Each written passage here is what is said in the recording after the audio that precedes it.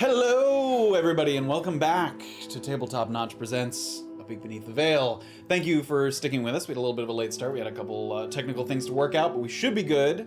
The music should be coming in nice and crisp this week. It was a little quiet last time. We found a new arrangement for the music. Hopefully, it doesn't wash out everything we say. We're just like, and it's like dun dun dun. But hopefully that won't happen. We are continuing to use the mics with their new setup. We felt like the sound was a significant upgrade, so we hope that it improves your listening experience. We are going to be diving into chapter 88 of Peek Beneath the Veil, but as always, before then, things we want to say, announcements. Point in the direction. Do it. Oh. No. I nailed it. Failed. Isn't it? No, Wait, Graven's I'm not down. doing it. No, I'm just waiting now. Oh, my god. I know I'm doing it right. I thought it right here. He got it. Yeah, Erland was got it. right on top of it. Why are you pointing down? What do you mean? Oh, no, that's right. right. He's Okay. Yeah, he is. Okay. Right there, if you're on a desktop version of Twitch, there is a quest icon. It updates you on what our impending quests are for either today specifically or the more overarching goals. I think they're mostly for today, actually, because we got a lot to do. We got a lot to get done. So please feel free to utilize that if you have absolutely no idea what's going on. That's it. If you missed this episode, it's available in podcast form every Tuesday morning. Podcasts are great for when you're trying to romance that special someone in your life. We're available on Spotify and iTunes. And then every Friday at 5 p.m., see how I changed for the medium? Then every Friday at 5 p.m. On YouTube, we do a rewatch of the episode together and do Is chat. YouTube for people really far away? Yeah, YouTube is for people really far away. So we're doing this like it's the radio. We re-air the episode every Friday at 5 p.m. Eastern Time. We're in the chat. We talk about it. We relive all the glories and pains of this episode that this episode will surely bring, right? No pains. All pleasures. Oh, I don't like that. That sounds so much. Just Podcasts are great when there's no pain and all pleasure. No. What is this, Oh NPR? Any other thoughts and shout-outs? Both of them combined? All right. Thoughts. Well, with that, we're going to throw it over to the intro, and when we come back, we'll do the recap, and then we'll dive back into Chapter 88 of Peek Beneath the Veil. See you on the other side.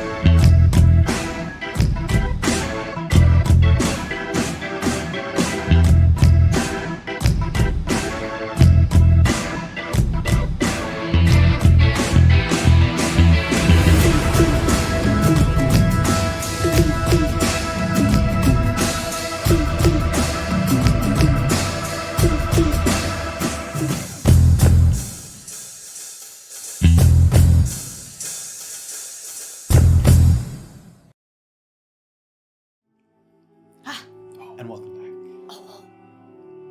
In Chapter 87, 2 can play at this game.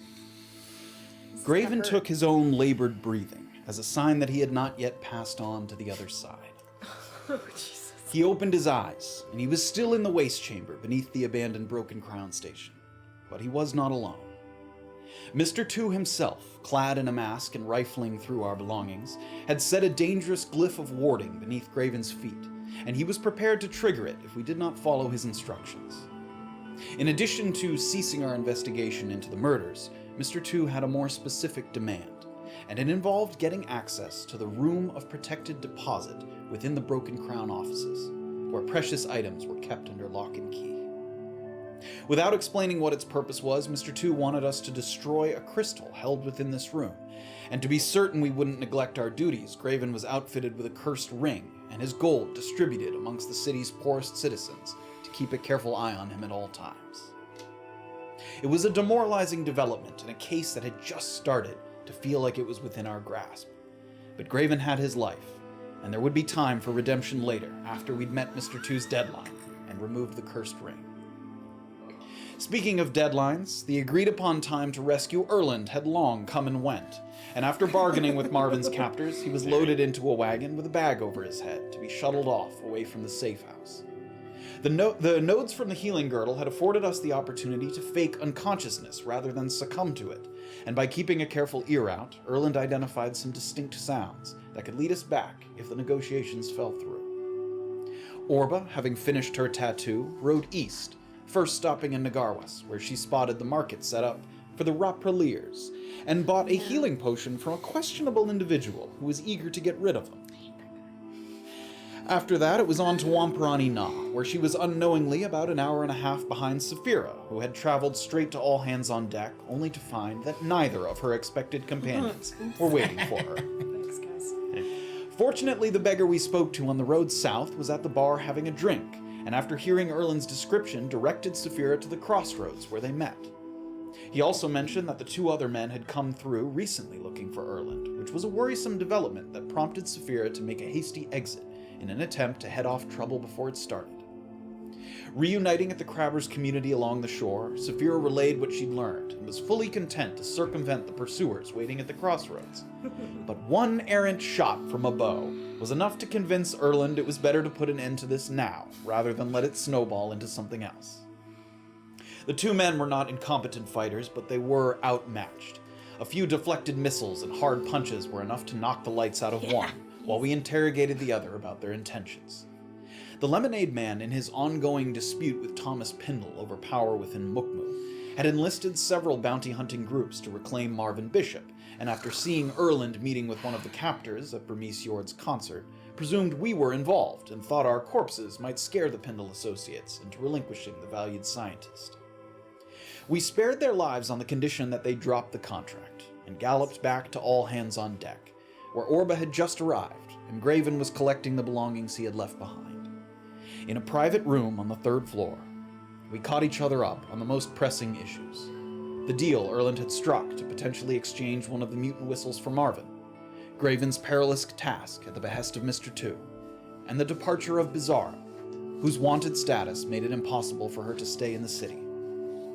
With an agreement that the destruction of the crystal was our first priority, we allowed Graven to catch his breath while the rest of us headed over to the offices of the Broken Crown, ideally to be shown the deposit room, but if nothing else, to scout its location for an after-hours break-in. And we wondered, how did Mr. Two stand to benefit from us breaking this crystal, and how did it tie into what we already knew about his exploits around town? Would we be able to provide a convincing demonstration of the mutant whistle's effectiveness to ensure a timely trade for Marvin Bishop? And with things moving so fast in Navikapura, don't you wish there was someone who could show us how to slow things down? You know. Slow it right down to a crawl. Yeah. We find out now on chapter 88 of A Peek Beneath the Veil.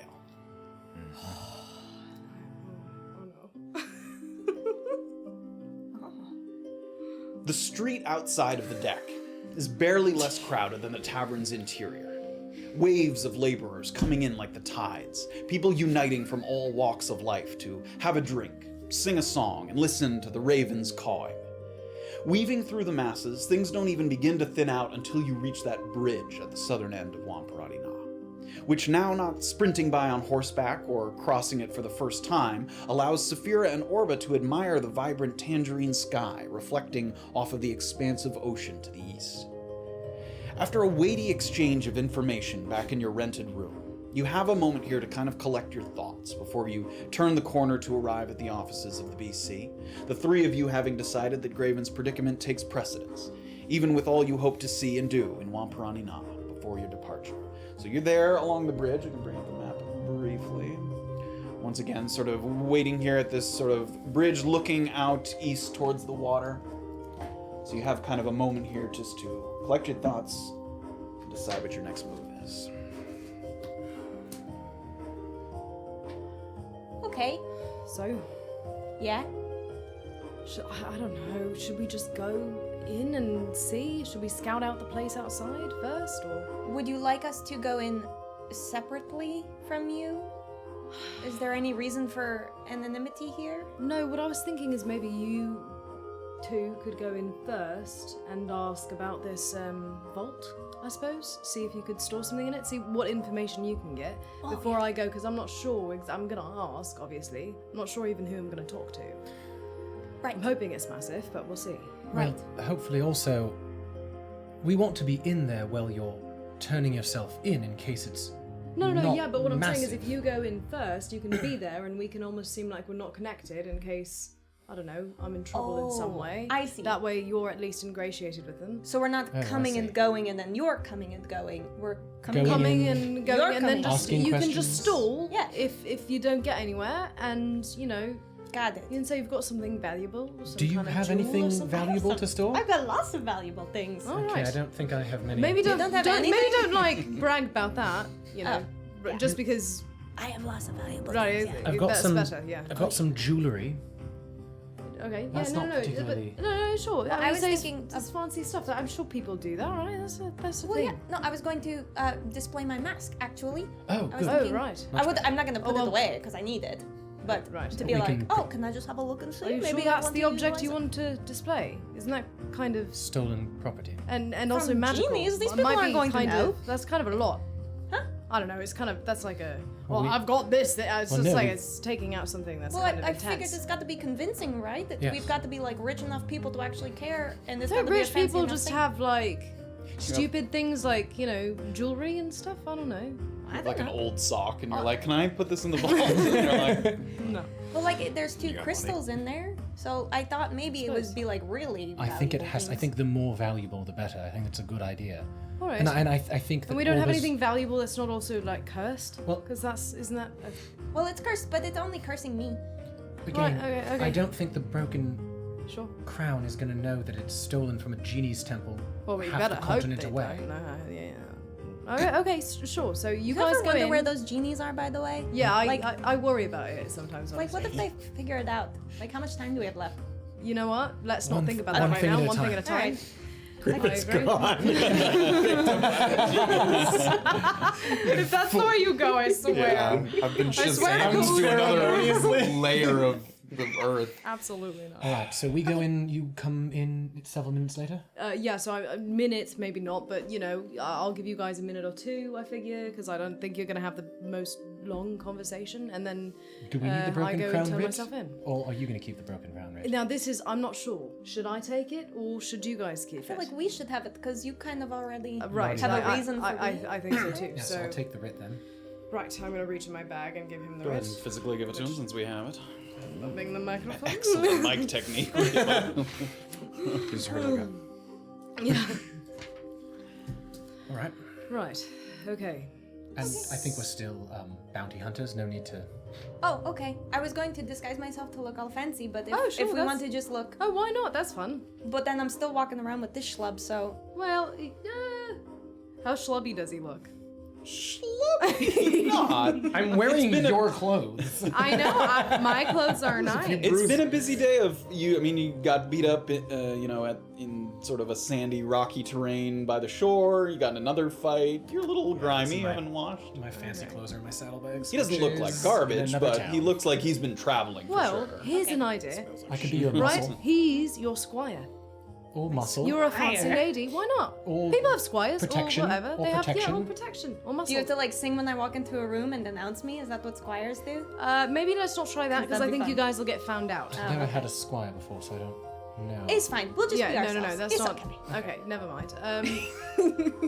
Well, It's just the broken crown outpost is just sort of.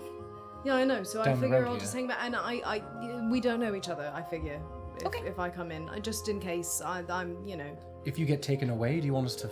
I kind of doubt that's gonna happen. Obviously, if I get taken away, yeah, that'd be great if you could come get me. But I'm hoping. I really don't think that's the case. All right. So we'll see.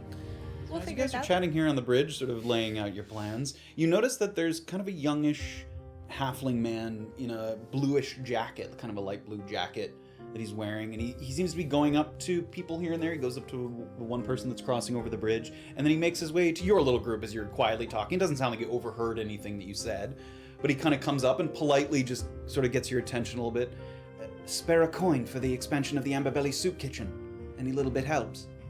Right, sure. I'm gonna give him 2 silver. Sure. Sort of drops it in. Thank you very much. Soup kitchen? Yes, we have the Amberbelly Soup Kitchen right here, and he points. It's just across the bridge. You can motion to it. Amber Belly? Amberbelly, yep. It's this one right on the corner, just across the bridge. Haven't you been there? No. I think Bizarre was the one. Bizarre. Yes, there, Bizarre yes. spoke to the Amberbelly prior. Guys. We thought that it was about time we had a public place that serves better food than the deck. And you can eat right, and you can feel good knowing that you're also supporting your brothers and sisters in need. The building next door to our soup kitchen has been put up for sale, and we're hoping to buy it. We want to turn it into an eatery where the profits go toward helping Navikapura's less fortunate. Oh, right. Those that need help getting by or just need help getting back on their feet. How much does the building cost? It's substantial, but I think that with the help of some generous northerners, we can get there. Like 100 gold?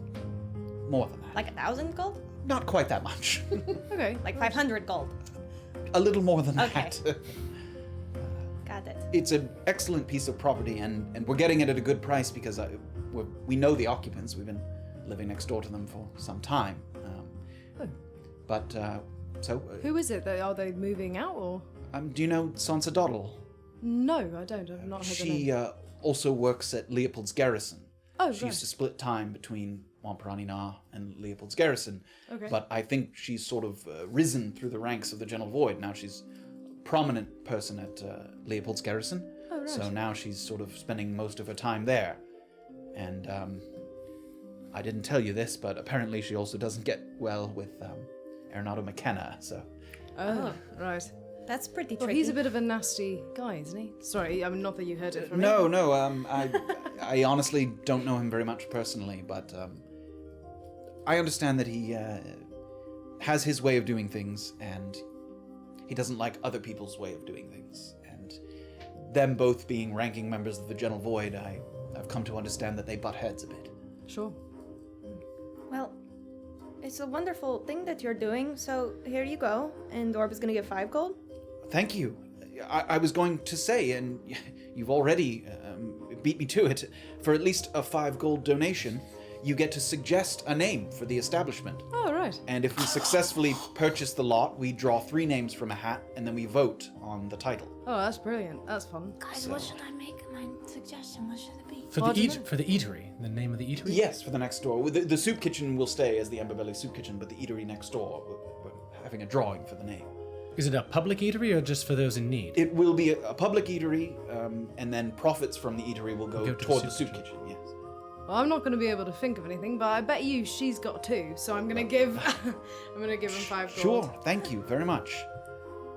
Regardless of whether your name wins, anyone that surpassed that 5 gold threshold will have their name on a wall and get discounted meals when they come to eat as well. Oh.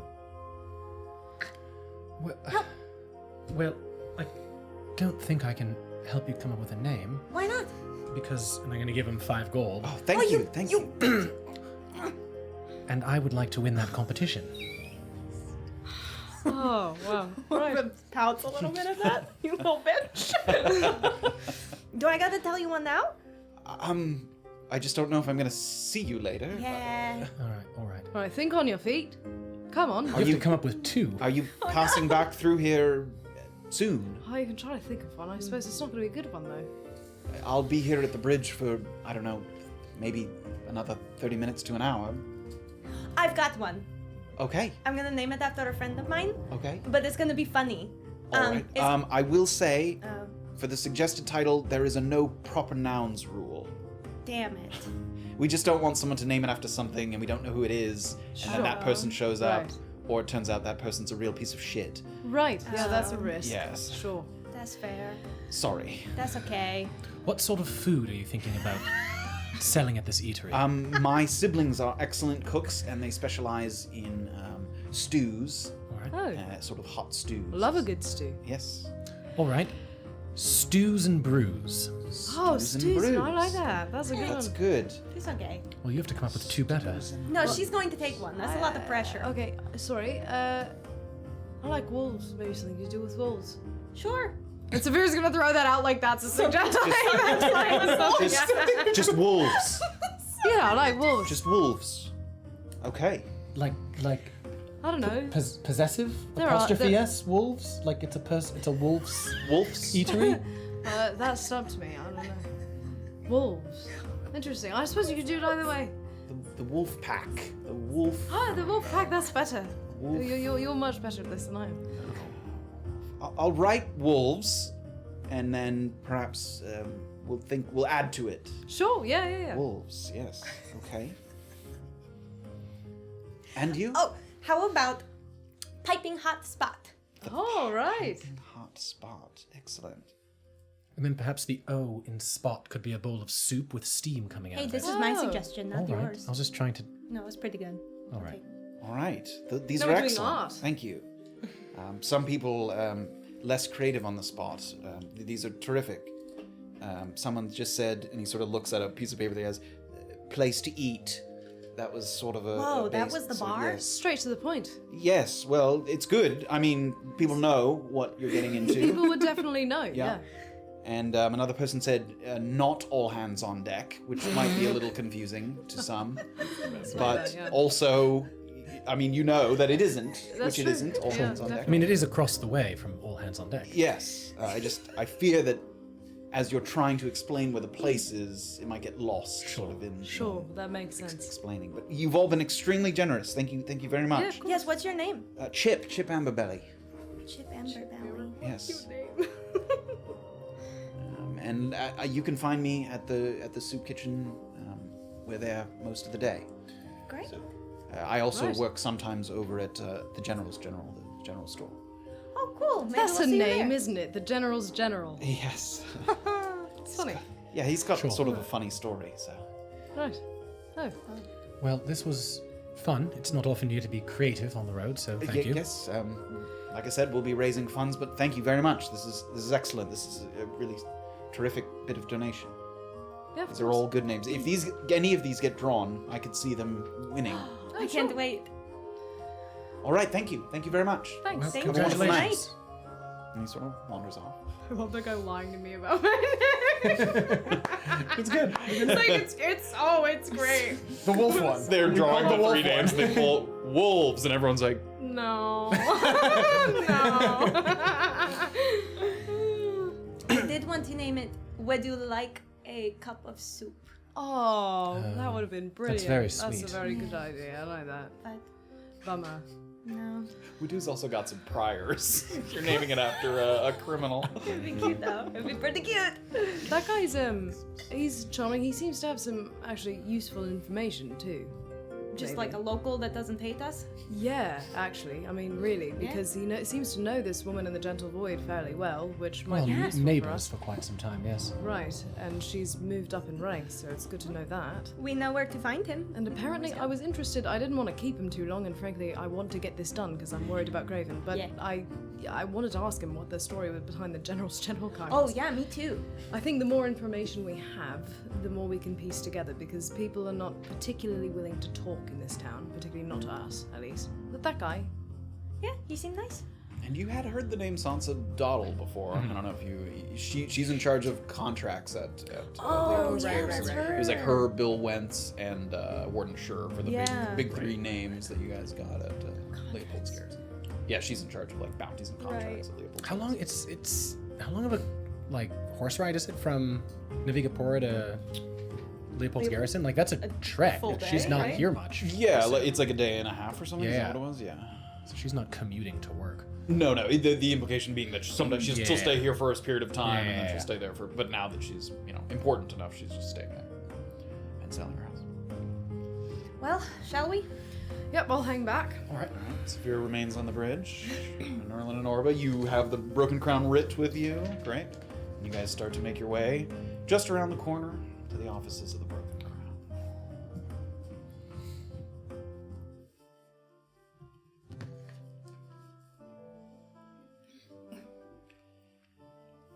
You've done your share of recuperating after the toughest scrapes of times past. But in those moments, the warmth of Kuuzni's fire burned intensely within.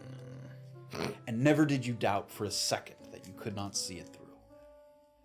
And here in this tiny room, on the 3rd floor of All Hands on Deck, with its walls only doing so much to sort of squelch the sounds of imbibement and debauchery around you, you feel strangely empty. The fractured relic around your neck sitting dull and lifeless. What was once a powerful link to your divine fury, now a simple tool of necessity. So you're sitting here, you hear kind of the muffled sounds, the din coming from down below, and even out in the hall as people make their way to their rooms for the evening. Recuperating here. What's Graven sort of doing in this time? Thinking back to the Colt's house and Bizarra giving the go-ahead to kill him, and like just flashes of that where like in his memory of it, Bizarra will like change to somebody else in the company, and Colt in his hands will change to somebody else as well. That'll almost be like, instead of holding Colt, he's holding Booraj all of a sudden, or Sangri-La or Cliff, and like just keep like flashes of things like that Coming over you in waves. Yeah. Like, trying to empty his head. Sometimes one of those visions will come in and it'll sort of drown out the noise that's around you. It'll kind of fade to the back of your mind, and then you'll kind of snap back and it'll come back in a rush. That sort of the sounds of instruments down below, and you hear the door at one point kind of, and it sounds like like a couple kind of moving down the hallway that just sort of inconsequentially banged into your door, that sort of snaps you out for a moment, and you come back to. Give me a perception check. 22. So even in these moments sort of shifting back and forth between sort of full presence in the room and kind of letting your mind wander somewhere else, there's a moment where there's some of that laughter and revelry in the hallway, and it seems like a group kind of passes by, and then it's a little bit quiet because there's sort of no one directly on the other side of the door. And you hear kind of a like a quiet, light tapping on the door. And it would sound like a knock, but it sounds oddly delicate, very light. Any pattern to it, or just... No, kind of random. Okay. Like an animal? Maybe. At the door, like the door to the room. Yeah, like your door to the room. Okay. Very... I thought you were gonna name me. Very quietly, like as slowly, and because still trying to concentrate on my rest and on attuning to the shields again, I'll get up and try to very, very quietly go to the door. You open it up and you kind of peek out. There's nothing immediately that you see in the hallway. But then you look down. Oh no. Way And- down. Like down to the floor. And you look to where there's kind of a small bird. Black wings and a light salmon-colored like front plumage. And it kind of... And it waddles into the room past you at your feet. And as it kind of flies up and it lands on your bed, and as it does so, you kind of look at it, and there's a little rolled up piece of parchment tied to its leg. And it kind of... Taking a big old Goliath hand as slowly as he can. Give me an animal handling check. Okay. Be Okay. careful, be gentle with him. 21. 21. You kind of hold out just one finger and you lay it gently on the bed, and then it slowly kind of, in a series of small hops, kind of... And it lands on your finger there. Go to take the note. You take it off. Thank you. You unfurl the note. It's very small. You kind of have to go over to the light and kind of read it because it's much smaller than this piece of paper is. Thanks. And you take a look at the letter and you read it over. Oh my, the eyes on you. You may have single-handedly solved Wampiranina's unemployment problem in just a few short hours. Bitch, how does he do it? As a man who feels he has his finger on the pulse of this city, I wouldn't mind hearing about exactly what you did that's earned you this kind of attention, though I'll go ahead and assume it isn't good. If there's anything you want to get off your chest, I'll be staying in room 4F later this evening. Or if being seen with me is a problem, Brick knows where I'll be and he can get a letter to me. Talk soon. VW. And as you kind of unfurl the letter and you're holding it up to the light and reading it, the bird goes over to your windowsill and kind of taps on the window there. Do I remember who Brick is? He's the bartender here. Oh, at okay. Hands on Deck. Okay, Yeah, you good, have good, heard good. that name before. All right. Yeah, I'll slowly go over to the window And as soon as you open it, the bird flies.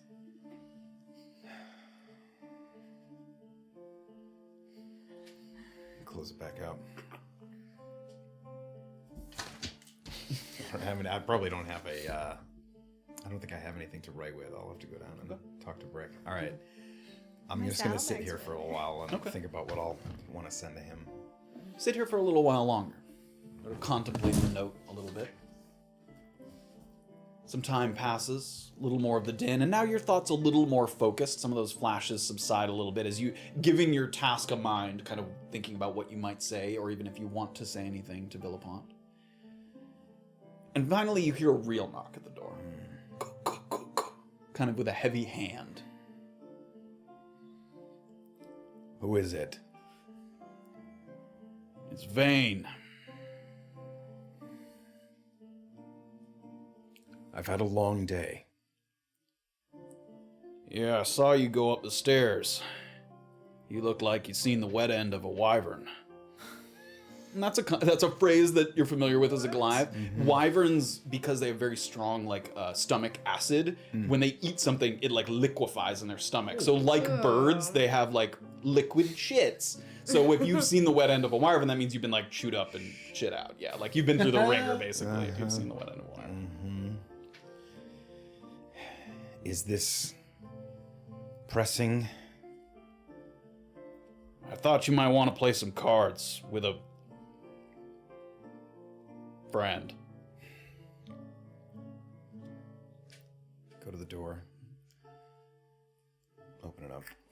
You see him there, the man that you met before. Again, him with sort of similar to you in stature, but with the sort of longshoreman attire, big boots, sort of big brown coat, and he has that mop of hair on his head that's sort of unusual for a Goliath.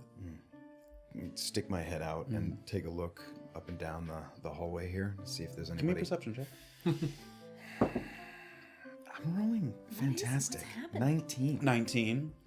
Down the hall, right where you would come up the stairs and then come across the hallway, there is someone kind of in a little robe there. And they're not overhearing your conversation, but just sort of, he seemed like he was posted there in case you move or anything. Come on in. Sort of looks around. Close the door behind him. If it's a problem of gold, and he sort of reaches into his pocket, and he takes out one gold piece, you can consider it payment from Chris, looking into his untimely death.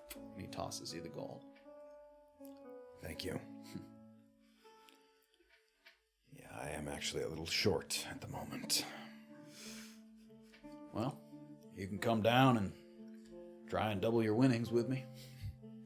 What are you playing? Now we're just playing a little bit of sheets.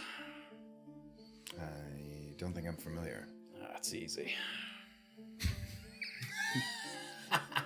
Right then. You're just downstairs in the Yeah, common area. having a drink with a couple friends of mine from the Tall Ports. Anybody I know? I don't think so. Who do you know? Not very many. Perhaps I'll join you in a bit.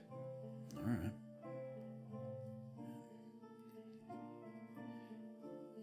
All right. Something else on your mind? No, it's just, last time we spoke, you seemed, pretty enthusiastic about looking into Chris. Any movement on that front? Sadly, no. I figured as much. I told you Thorsten's a fool. Just some personal things came up in the last few days that have waylaid me. It happens. I am sorry.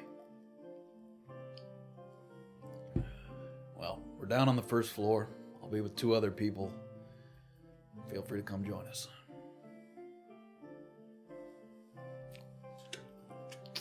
Close the door. Graven sort of taking a moment here.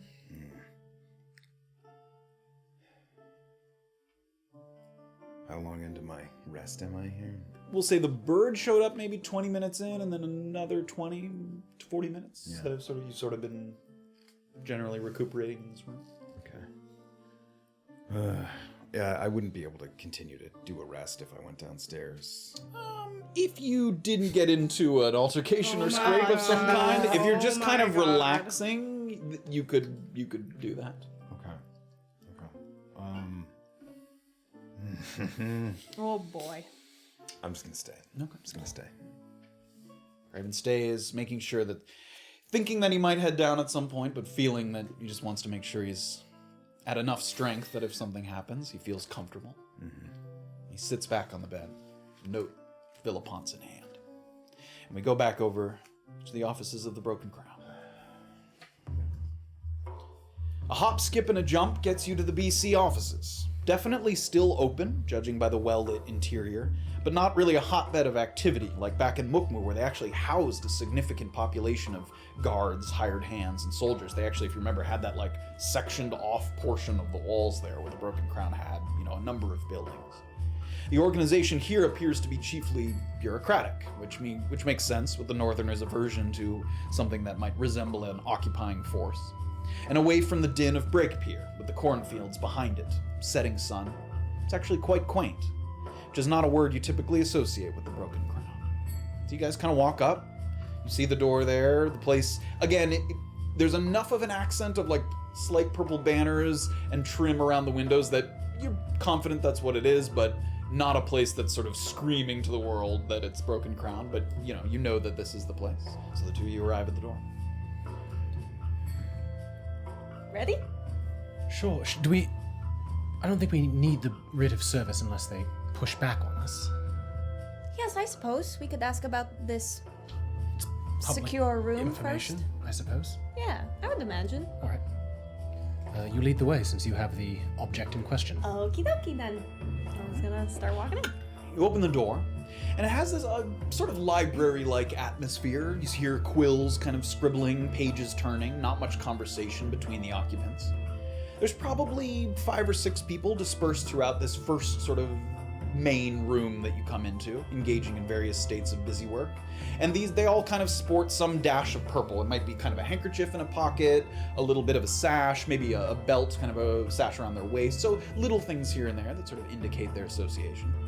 And one of these people is a young tiefling, maybe couldn't be older than 20 years old, and he's sitting at a nearby desk with a little placard on it that reads Civilian Inquiries. And he kind of watches you come through the door, and he sits up kind of tall at his desk. Hi. Hello, I'm Assistant Supervisor Bassett. What can I help you with today? Hello, Bassett. Well, we are travelers from out of town. Oh. And we... Looking for contracts? And he sort of looks through some of his things. Actually, not at the moment. I believe an associate of ours has. Sorry? But perhaps I'll touch base on that in a moment. We do actually have valuables from a recent job that we did. And we were hoping that the Broken Crown could provide some kind of service in storing this item while we're in Navigapura. Oh, the Room of Safe Deposit! Yes. Oh, is that what it's called? Yes. That would be fantastic, Oh. yes. Yes. Yes, it's available to all. Despite this being a smaller Broken Crown facility, we have and he's like, seems like he's about to start into something, and then, damn it, it's and he looks through his pages, and he comes to kind of a note. We have a state-of-the-art system. Oh my He's like gosh. reading from like a note card that he has to sort of Oh, good job, buddy. that utilizes ATOC Massif's sending stone technology. In addition to our usual precautions, the sending stone alerts nearby Broken Crown soldiers to have quick reinforcements in the unlikely event of a break-in. It's very new.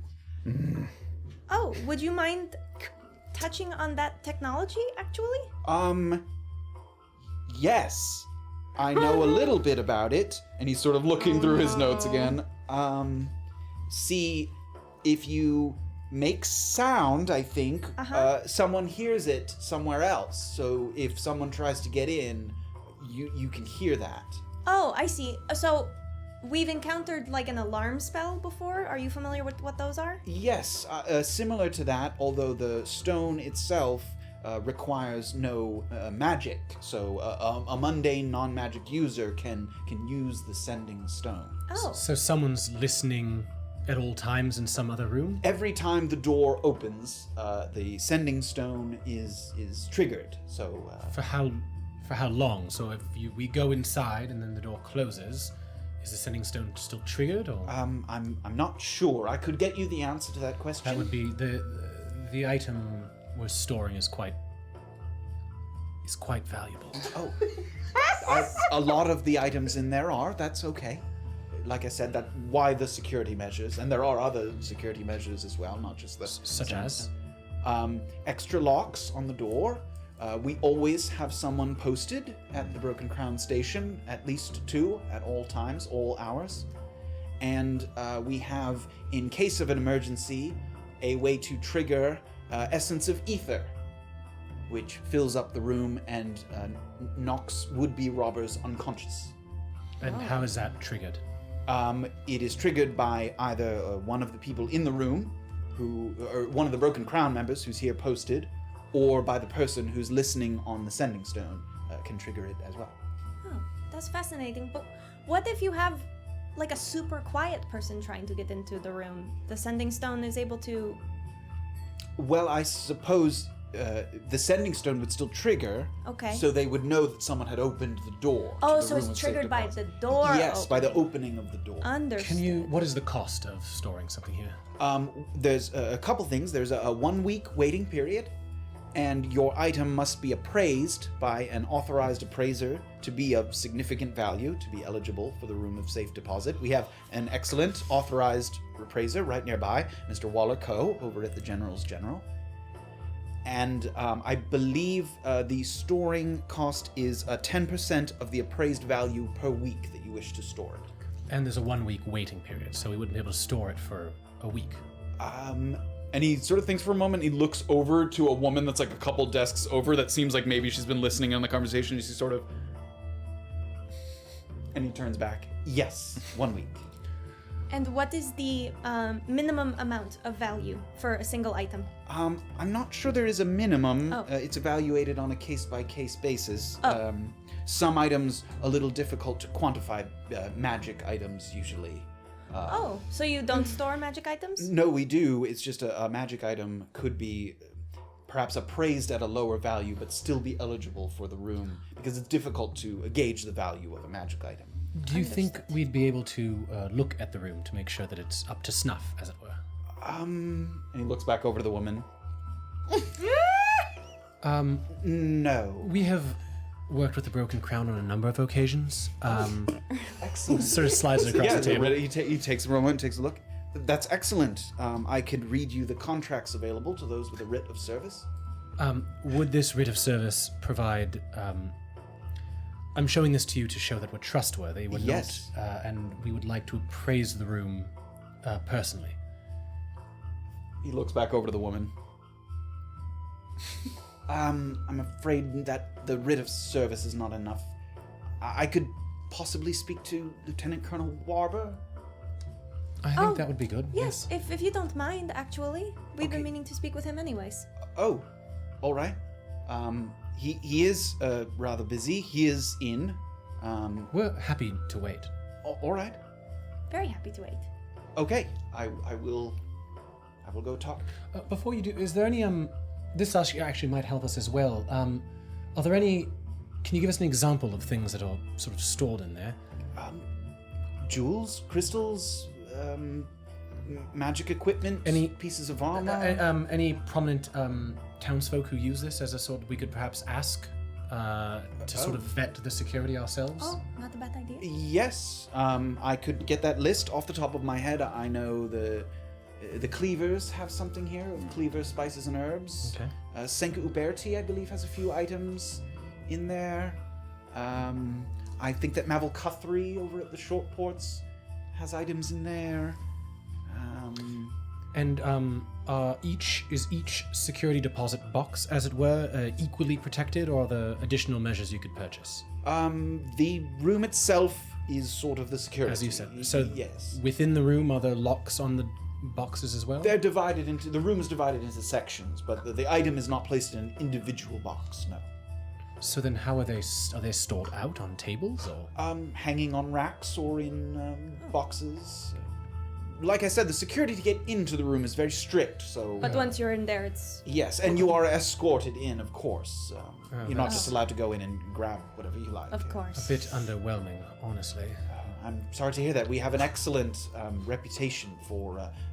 haven't had a stolen item in since this place was founded, I think. Well, that's good to hear. That's impressive. Should we speak to Yes. Lieutenant Colonel Warburg then? Take your time. Is this Lieutenant Colonel Massive? Does he work here? Oh no, Lieutenant Colonel Massive doesn't work here, and if I'm not mistaken, and my history of the Broken Crown isn't excellent, I believe he's retired. Oh, you're just using his technology then. Atok Massive is his husband. Oh, that's Oh. right. Yes, of Is course. Atok Massive here? No, Oh, okay. but we've been sent some of these sending stones. I don't know what you know about the Broken Crown, but in Navikapura, the Broken Crown presence is fairly light. So they've sent us these stones as a way to improve our security with limited resources. The sending stones are fascinating. How do they work if they're not required by the hands of like a magical user? I think they have to be activated by a magic user or Oh. someone who knows a little bit of magic, and then to use them yourself, you don't have to be. Oh, I see. But to charge them, you require some kind of a magical process? Yes, something like that. I can ask more about it. Yeah, of This course. seems so far fairly adequate, I think. Yes, I'm quite pleased. You've been very helpful. And Yes, she's thank going to you. say Thank that a little louder so that the superior officer Sure. can hear. Why didn't I ever get this guy? You got Shannon Reggie. Yeah. All right, I'm gonna go, and he sort of points to a door in the back. That there's a few doors out of this room, and one of them is a little more ornate. It's not anything fancy. It's a little heavier door, sort of a darker wood with a little trim, sort of a carved trim. And he points to that door. I'll go see if Colonel Wabra. Where is the room of safe deposit? Oh, and he motions to another door. So there's basically four doors going out of this room. Two of them seem fairly mundane, that look like they just go to other rooms in the building. One of them that he pointed to that was a little more ornate, possibly back to Warburg's office. And then he points to a steel iron door over to the right that has a number of locks on the outside. And, you know, it doesn't have necessarily a look of magic about it on an immediate glance, but you've already been told that there are some sort of tricks about it, so he motions to that. And that leads down to the lower level, where the room of safe deposit is. Oh, it's underground. Yes. Got it. Good to know. Yeah. Well, thank you, yes. Yes, I'll see if I can get his attention. He sort of Thank you.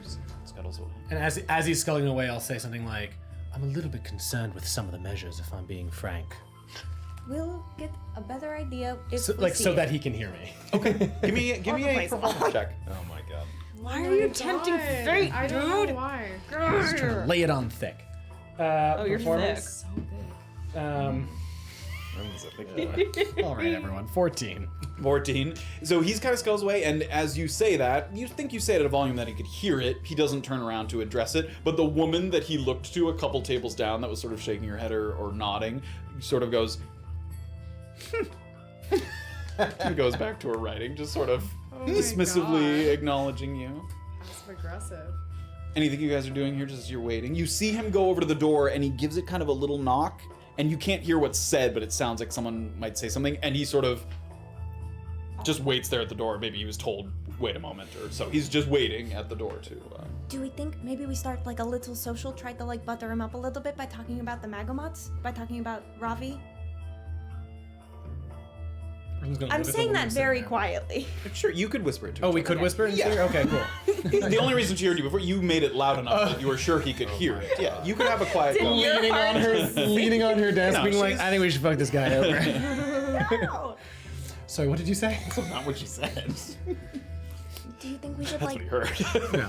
Do you think we should like butter him up a little bit? Like talk about the Magamots and how we helped them twice, Ravi? Be like, oh, how are they doing? You know, like last we saw them, they were like, I have a feeling Warburg's going to be quite short with us. right, but that's why I'm saying we butter him up a little bit.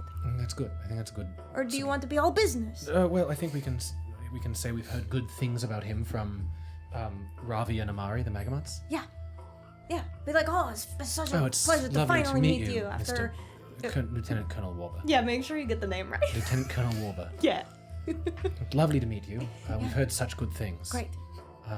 We're very excited to collaborate with you. Okay. You're losing some You're momentum. the one with the object, Right. so you look. We'll be all right. You're about to describe my body again, weren't you? No, no. Saying that, I thought that we'll butter him up a little bit. What questions do we want to ask him? I think we just keep it straightforward after we butter. Is just we would love to have a view of the space. Great, lovely. A supervised A supervised view, Yes, of course. so somebody could just watch us while we just peruse. If we get into the space, should we just smash the stone right there? We'll get arrested and probably killed. How much do we like Graven? Just kidding. We need to smash it. In seriousness. But I don't think we do it. What if I pretend to drop it? What if I go, oh, this is a lovely... Ah! Erland, I don't know if that's the way we should do this.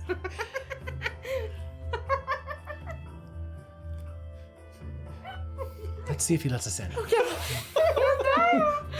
So far, that's the best plan. So until we come up with a better one, that's what we're better plan. Oh, whoops! How long were you waiting at the bridge? I just wanted to give it like 2 minutes. Okay, then you're coming in right now. So as they're waiting for Warburg, the door opens, you guys turn back around, and Safira comes in. So no one's at the desk for civilian inquiries at the moment. I'm gonna kind of walk up to the desk and like lean on it, see if So- anyone's, you know. The assistant supervisor sort of sees you over on the other side of the room. Just one moment. Okay. He sort of continues kind of waiting there by the door. So there's kind of a moment here where you're all kind of sort of awkwardly standing at the front of the offices. We're waiting as well. Right. A little bit of time passes. Just ignoring it. And then the door on the back looks like it kind of opens up a little bit, and the assistant supervisor, sticks his head in, and he brings his head out and closes the door. He kind of comes back over. He can't see you right now. Sorry. He might be able to see you tomorrow. All right. How late is he here? We're happy to wait all night until he's done with his duties. Oh, come back in an hour? All right. Shall we? Well, thank you, Bassett. That was incredibly informative. Thank you. Yes, Yes, of course. you are a wonderful help. Anything else? Nothing. You said you're travelers. No contracts. No. That's just usually what I get asked What is about. what are the broken? What are the? Yes, and he looks very excited that like the duty that he clearly has. All right, we've got a picture circulating, and he holds up a picture of Safira, who's standing 3 feet away. Oh my god, dude. We are paying 25 gold to have this person report to the offices of the Broken Crown. And he sort of puts the piece of As paper he down. kind of puts it, can I kind of... I'm gonna kind of try to do the face. Grabs a piece of paper. Oh, yes, of course. This is excellent. Yeah, I'm here. Lieutenant Colonel Warburg is in, and I am, and he sort of looks to the other two. I am authorized to see you back to Colonel Warburg. Sorry, nothing personal. No, it's just... right. He's been looking for her. Can we collect the 25 gold since we were here and we found her? Well, I was going to ask. Oh, no, they can't. It was Sarndera who told me to come Oh, back. Sarndera. Yeah. And he sort of looks now to Erland, sort of, all right. Sort of, you tried to collect the gold there for something that wasn't yours, sort of. I thought And I'm gonna kinda- just because we were here and she showed up as it's fine. It's Sondero. Well, I was going to ask if she just sort of found her own way, in which case the gold would be up for grabs, I suppose. But Sondero. Yeah, excellent. Sondero. Sondero. And I'm gonna kind of give Erland a look like, Okay, I can take you back to see Colonel Warburg, and hopefully, Was that the only contract? oh no, I'm so sorry. Lieutenant Colonel Warburg is looking for additional swords to recapture a broken crown outpost that was seized by bandits on the road north from Arinchuba. Discretion is mandatory. Combat is likely, but not guaranteed. And if the bandits can be sufficiently frightened into surrender, no need for combat. 125 gold per hireling, as long as you can prove a minimum level of competency in combat and you do not desert the mission. Payment is upon return to Navikapura, but you can name a recipient prior to leaving that will receive your sum if you're killed in combat. And that's near Oranchupa, you said? No, north of Naupa. Naupa, sorry. Yes, just up the road from Naupa. There's a Broken Crown outpost there on the road. And then the last one, a Broken Crown carriage was attacked on the road coming up from the south, or believed to be attacked. The carriage was disguised and contained a coffer of gold meant for repairs to the offices here in Wampranina. And it was unclear whether the carriage was attacked by creatures or robbed or just went missing, but Lieutenant Colonel Warburg has additional details if you're interested in that contract. Okay. All right, good to know. Well, we'll see you in an hour. Yes, excellent. I'm so sorry. Really quickly, Yes. when we recently departed, I believe it was Tuktu, there was a contract about some escaped servants. I didn't know if that one was still available. Oh, I don't have anything here of that kind. That's fine. I was just curious. It Yes. had been a while. It probably already got served. Yes, actually, I only have 2 contracts for non-writ of service. So yes, that's not on my list. Oh, okay. Great. Thanks. Okay. All right, and just the writ of service ones. Yes. Okay. All right. We'll see you soon. That's you. Well, whoever turned it in was wrong. does he give the writ of service back? Or? Yeah, he gives it back. Okay. Yeah, he looked at it. I was like, please give it back. He turns into a ball. No. Tastes like writ of service. Ah. Okay, so he sort of gives you a polite nod of the head, and he motions for Safira, and he leads you toward that back room there. Oh god. And he gives the door a knock once more, and it seems like a growl kind of comes within because he just knocked a second ago. The woman from the portrait is here. She's reported here at the request, behest of Sondero. There's kind of a quiet moment.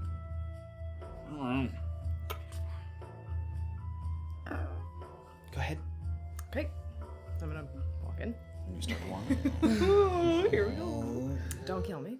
The door opens and kind of motions you into this small but comfortably lived-in space.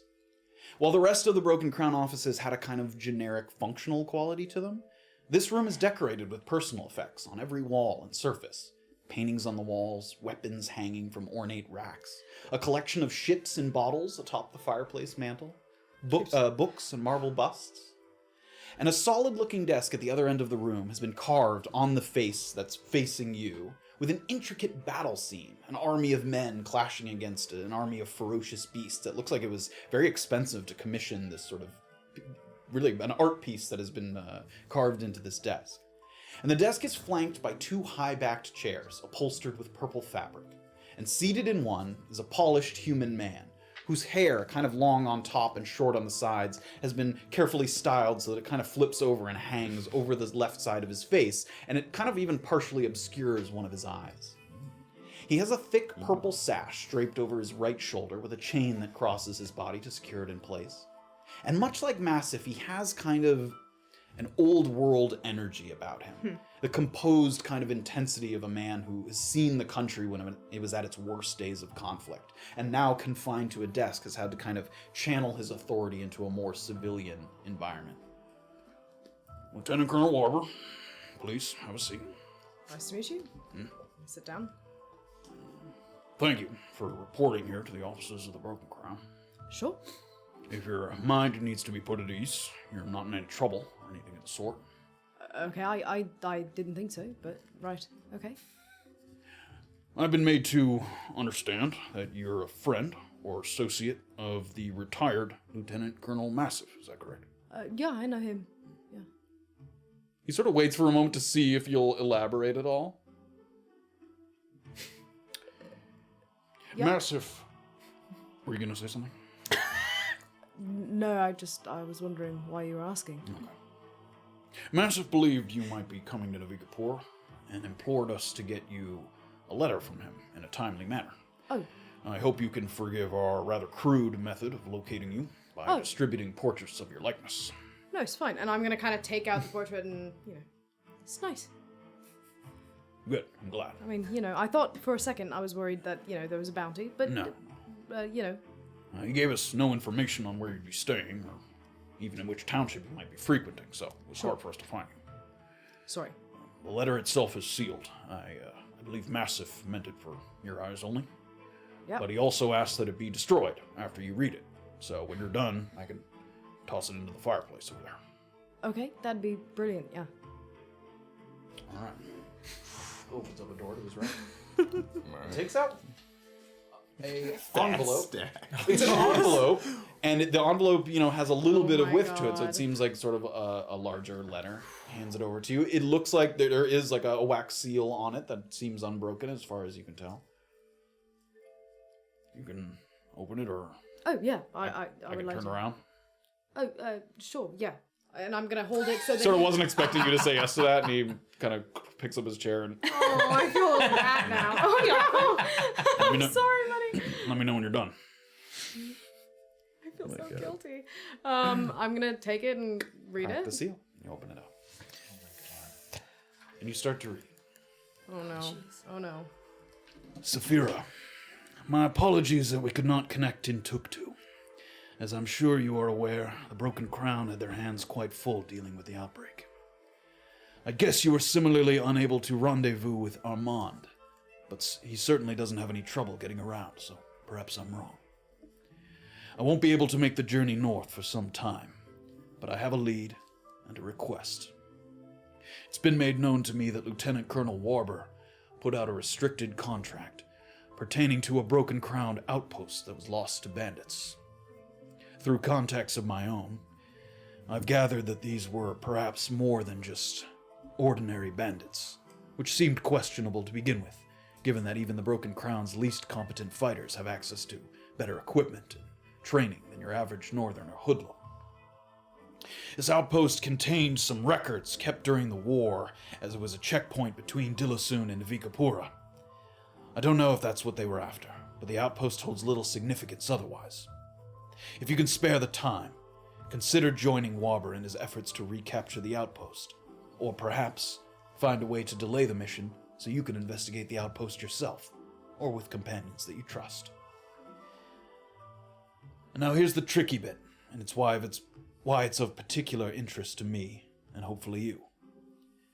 Intelligence I've acquired suggests the Void 2 might be some kind of collaboration between the Gentle Void and the Broken Crown. I don't know the why, but for this reason, it's obviously best if you don't explain it to any of the Broken Crown in Navikapura that you're investigating at my behest. I trust Warburg, but it's difficult to harbor suspicion of your own people without descending into madness and paranoia. It's possible that someone in the BC helped facilitate the outpost's capture, so just pretend that you're in it for the coin, and don't bring accusations to Warburg unless you have solid proof. See if you can find out what might have been stolen, if anything.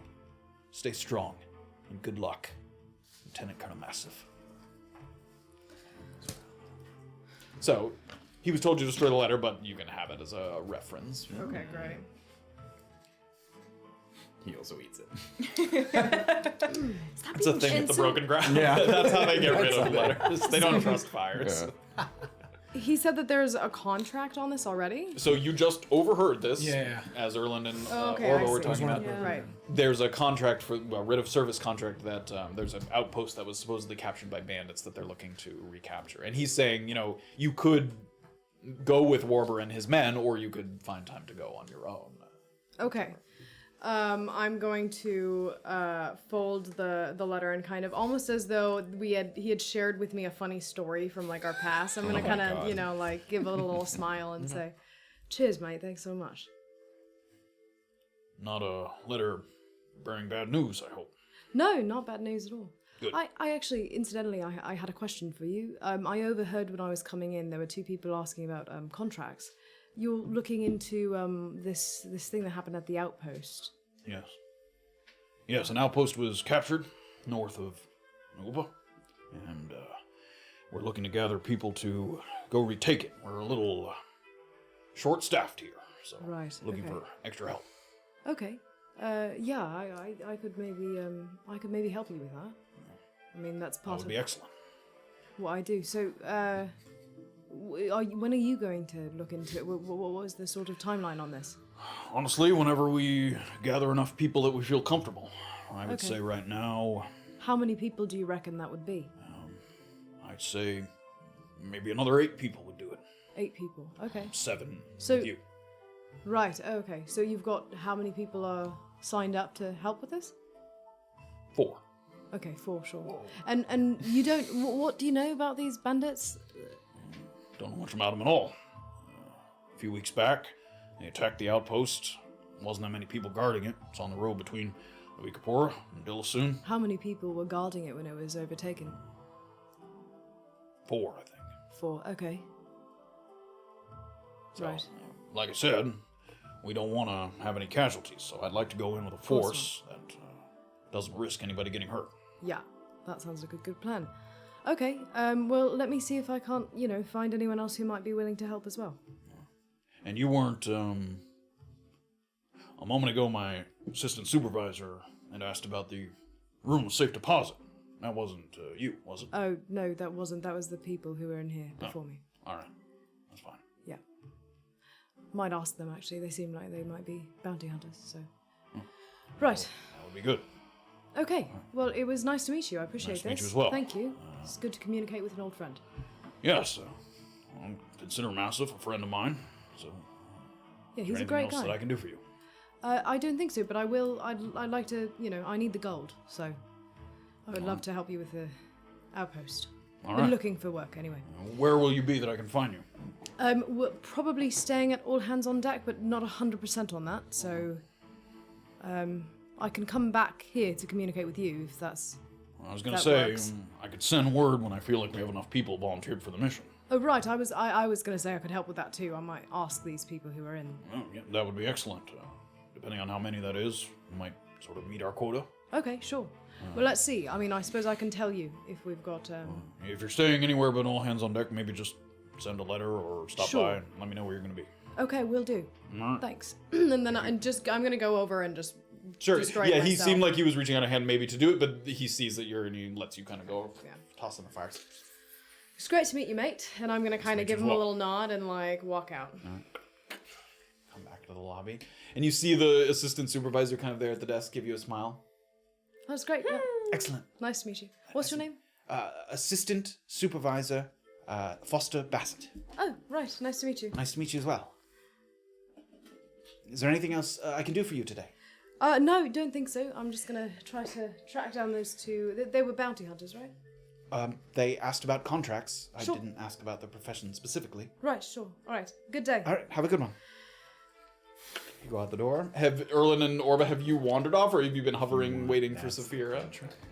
Oh, great. If okay. you want to like. Oh, keep it yeah, with sure. that, I don't know if you. I was just showing her The contract. Oh. Oh yeah. Erland and Orba, have you been hovering, waiting for Safira? Did you go right somewhere outside. else? Yeah, yeah. Waiting Right outside. outside, Great. yeah. Yeah, there wasn't any guards at the door. There were, guards inside. But as soon Yeah, as there you are exit, people watching when we're outside. as now, soon as you okay. exit, you see Erland and Orba waiting for you out there. I'm just gonna kind of walk and say, "Let's keep walking. I'll talk to you about what happened." Can we walk around to the right side where the I don't know what the exterior of the building's like, but if wherever the iron door is, can we walk around to that side of the building?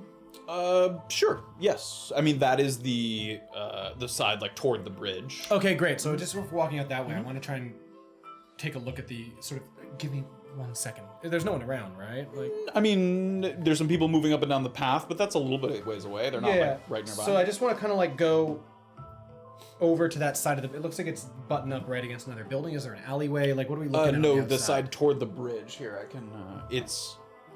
If your orientation is correct, which we'll say it is, this is the side that the Okay, great. Great. So then, around that the iron door was. sort of like this side, what's going on? What are we looking at? So this right here, that's the door that was into the main area. So then you said on the right was where the iron door was. Yep. So that would have been over here. Okay, so but what's he on also said it was in the basement. Right. So what's on the exterior? Is there windows? There's one window that you also could have. You remember you saw it from the inside. but that leads into the sort of main that lobby leads into area. the main lobby. Yeah. There's no like basement doors. There's no. Not that you can see. No entrances into the building other than the one that you went through that you can see. Does it look like it's immediately stairs, or does it look like there's sort of an antechamber? Do you know what I mean, like from the exterior? So like if this is the lobby, right, and there's the door right here, does it seem like the exterior wall is like right here so that it's immediately stairs down, or does the exterior wall seem to be further out so that there's some sort of antechamber where there might be stairs? If your sort of estimate of the size and the proportions is right, it seems like as soon as you open that door, there would be a staircase leading down. Okay, cool. Yeah. Or if there is a small room before that, it's very small. Okay, cool. So sort of just looking there. So what did you learn? Well, I didn't learn, and it was not massive. So he doesn't seem to be here. He did give me a letter, though, so got information from him, but couldn't ask him about the room with the crystal. So only got information about, other stuff. But he wants me to look into a contract. Apparently there were some bandits who took over an outpost, Broken Crown outpost. Bassett mentioned that to us. So there were some documents there, some, papers that he thinks they were after. He doesn't think these were just normal bandits because they were well armed enough to take out 4 Broken Crown, officials. And he also told me what I told you about Void 2. He thinks it might be a collaboration between the Gentle Void and the Broken Crown. So... What? Why would they collaborate? Well, because there's a lot of money in myconid extract, I imagine. But why would they be... Why would the Broken Crown try and purchase mutants? Well, what if it's like Navikapura Broken Crown? Because they're kind of... They seem kind of isolated from the rest of the Broken Crown because there's really no power here for them. So Massive wants you to do that contract then? Yeah, he wants me to take a look into it, and we have to be careful about the way we look into it because it's probable that someone within the Broken Crown had something to do with letting this happen. Got it. So, if that's this guy I just talked to, Colonel Warburg, then, we need to know about it. I don't know that it is. He was certainly very honest about the way he gave me the letter. Massif didn't want him to see it. He didn't seem to have broken the seal, right? As far as you can tell, it did not look. And he wasn't particularly fussed about the fact that I didn't mention anything to him about what it was, so... Okay. I don't know. I mean, first impressions, though. I don't know anything about the guy. But he's hardly the only person of the Broken Crown that could be corrupted in this way, so... Sure. So, this is north of Naupa. Is that kind of also in line with where we have to go for other things? Well, what I'm worried about, honestly, is if we're going to look at this with this guy, we've got to do this robbery quite successfully, don't we? Because if it goes off the wrong way, I somehow doubt that he's going to let us look into this. So no. And I'd quite like to Oopsie know what's daisies, going on. I dropped the crystal. I don't Yeah, think no, that's but gonna at the work. same time, my priority is making sure that Graven stays alive. Yeah. So, I need to have this information. So ideally, it all goes off smoothly, but I don't know. Did you guys get any information? Ooh, it's pretty spicy. Yeah, we learned Great. sort of everything about the security measures. Great, of course. But it's- what do you mean by spicy?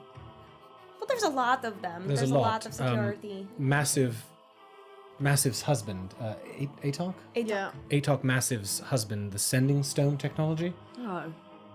Shit. Yeah. triggers as soon as you open the door, so they can hear you as soon as you open the Okay, door. what other alarms do they have? Well, there's locks that I don't believe are magical. He didn't say they were magical, although this poor boy, it must have been his first week. He was trying really hard.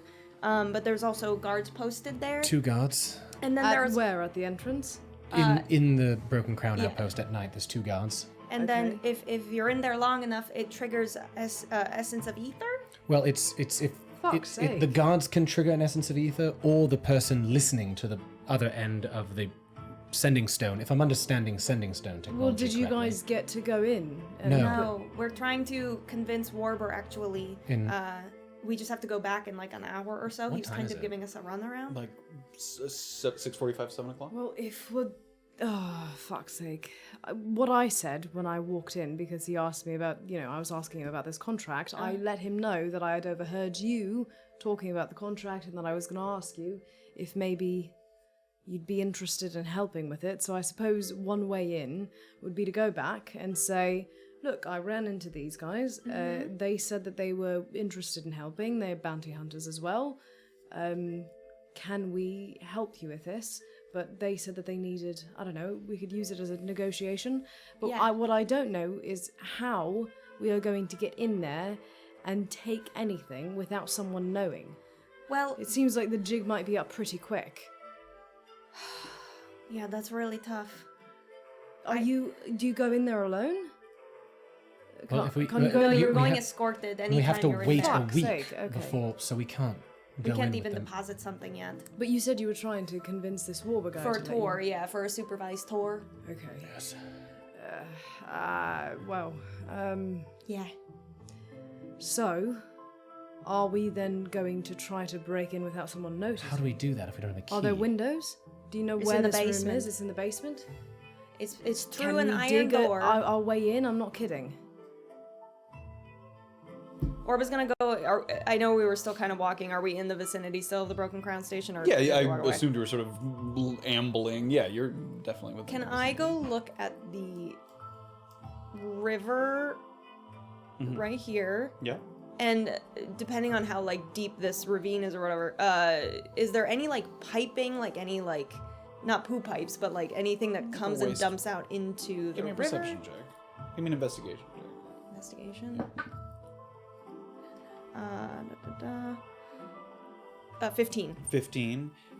You sort of look along the edge, and it looks like there might be one runoff water pipe, but it's tiny. Tiny, like size of a bird or like size of a. It's an odd size I don't know. choice. We just were talking about Like an birds. We just met a bird. Okay. What kind of animal could fit into this? You could fit your arm into it. All right, this is a crazy idea. Oh boy. Do you think that pipe runs into that room? I don't know, but it's very small. I can't exactly command an animal to do something. But there's a possibility I could ask. It's a big stretch. But if we could get a rat or something to go in there, you don't have any magic that could charm a creature, do you? I can't charm creatures, only people of intelligence. But I mean, I'd have to talk to it, and I'd have to have something to offer it, I imagine.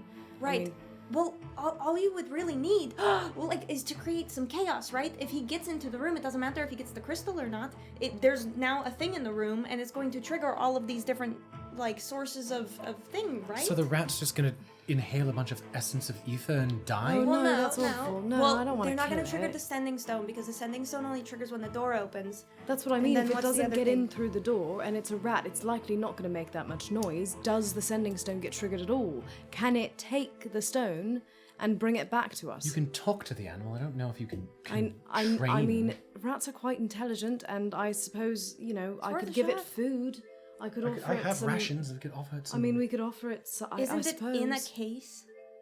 Yeah, it is. No, they said that the items are just out. Actually, Oh, did they really? once you're inside the room, it's clear sailing. It's getting in that's hard. Yes, but, But- that's different. Or the actual Oh. crystal itself is in a The case. other yes. thing, It's not in a locked away box. I did but go it's in a shopping, case. and I unfortunately didn't pick up something that I think would have been quite useful for this. I'm hitting myself now, but I'm gonna take out the little gizmos that I Okay. Gizmos. Yeah, she has like a bunch of those little wind-up toys that have various So effects. this one, Toys? What are these? these are toys, kind of, basically, but they could certainly help with distraction. I thought you'd like these. And Safira's gonna, seeing that she likes them, I'm gonna give them do to like Orba these. and I do. So, they could certainly. I don't necessarily want to use all of them in one place. Yeah. But if nothing else, maybe they could help with a distraction. There was one that the guy had made, which we don't have time for this. But if we could go back and ask him to, God, okay, this one dispenses a tiny item. there was one that could pick a tiny item up, which obviously would have We been don't know more how helpful. small these are, though. They're The small enough crystals. to fit. The crystals, we don't know how big the crystals are. That's true, but we could slip this under a door or through that pipe or something to cause. If you're thinking that maybe the plan is to cause chaos, Yeah. maybe this is our way. This one, What if one of you... this one could attract some kind of rat. Actually, it emits sort of a sweet smell. So maybe we set this one off to try to call a creature. I don't think a creature's going to be able to... Oh, and this one we could send in if we got it. Sorry, we could send in, and it could make a loud sound, and they would emit the gas and the whole thing, and then we could go in maybe after if they're How are trying to you figure getting out. that in? I don't know. I don't know. Everyone give me perception checks. As Jeez. Nope. 6. Oh my God, 4. Go, goddamn it! Come on, John. Perception. It was a 15. 15. So Erland has his back to the river, and you two are facing toward the river. But as Erland's talking to you, he sees kind of in the background. You see the assistant supervisor come out, and he looks like a little like he's looking around, sort of. Bassett? Ah! And he sort of looks at you. I was hoping that I would catch you. Lieutenant Colonel Warburg is available to speak to. I just thought I'd try and get you if you didn't want to wait an hour. Oh, excellent. Wonderful timing. But take your time. Oh, no, we'll get... Do you want me to come in with you? Just, Sorry. lovely meeting you. We had a meeting with, No, I know, but we were talking about the contract. Yes. Okay. You guys can go in. I'm gonna kind of wander off. Great. Okay. See you soon. Oh, all right. Let's go. Great. Thank you. Opens up the door, and you guys walk through. And you're walking through that again, sort of little line of buildings. And you get over, and the door opens up, and he motions you into Lieutenant Colonel Warburg. Come in. Hello. Hello. Greetings. Lieutenant Colonel Warburg. Nice to meet you. Pleasure to meet you. Pleasure to meet you. My assistant supervisor said you had some questions about room safe deposit or something. Yes, we appreciate your time. I have a piece that I'm very interested in storing here. I was actually just hoping to maybe see the space just so that I could see it and feel a little safer about leaving it. And Orba's actually going to take out the mask now. Okay. That looks very ornate, Yeah, right? it does look ornate. Yeah. It's pretty nice. Looks like it's worth at least a lot of gold, right? It's from a most recent bounty of ours. Did they not explain to you the logistics regarding the room safe We deposit? fully understand all of the logistics. We spoke with, in our travels, we spoke with both of the Magomets, Amari and, his brother, whose name escapes me. Dubrovko. God, we saved his life. Anyways, we Well, spoke. the Magman's fine. We spoke with the Magomets, and if we're being perfectly candid, we've heard excellent things about you through them, and Sounds nothing alright. against Assistant Supervisor Bassett, but he does seem quite new, and perhaps seeing the space with you would reassure us as to storing this item. And I can show him the broken crown writ. Amari gave this to us for work we did with him. I trust Amari. He's a good soldier. Yes, I'm not sure if he reported to you. We're the ones that helped with the issues at that station he was at. Just south. Thank you for your service. Yes. Of course, our pleasure. So, what exactly is the problem? You want to get in? You want the item to get in there sooner? What? You need 6 days instead of 7? Sooner would be good.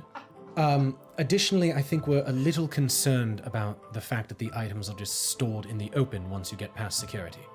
I can have the assistant supervisor explain all the security measures. To you. Again, that already happened. It's a question of once you're in the room, we're a little bit concerned about security and thought that if we could see the room itself, perhaps see this sending stone technology in action, it might ease our worries. Yes. You have to understand that subverting the application process sends a message to those who use the room of safe deposit that we are careless with the property. We would never want to put your reputation at stake, sir. We merely just want to, before we begin the process of being evaluated for this item, just to see the space. A week You is see how totally fine. you see how that actually is worse, right? Because if you don't have any valuables in there and you just want to let in to look at other people's valuables, then there's no collateral. Yeah. Well, can we provide you with some sort of collateral then? Well, you can go through the application process. We don't know if we're going to be in town for a week. Yes, actually, we're We spoke with the half-elf that was leaving around the same time as us, and we're interested in the contract that you're putting out. The bandits. Now, she said she'd mention it, yeah. Yes, and frankly, if that's a contract we're going to do, which we're interested in, we can't carry this item with us.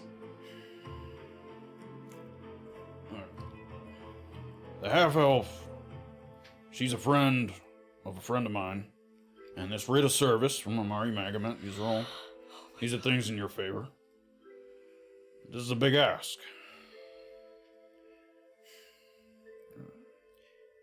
You heard the contracts, the writ contracts?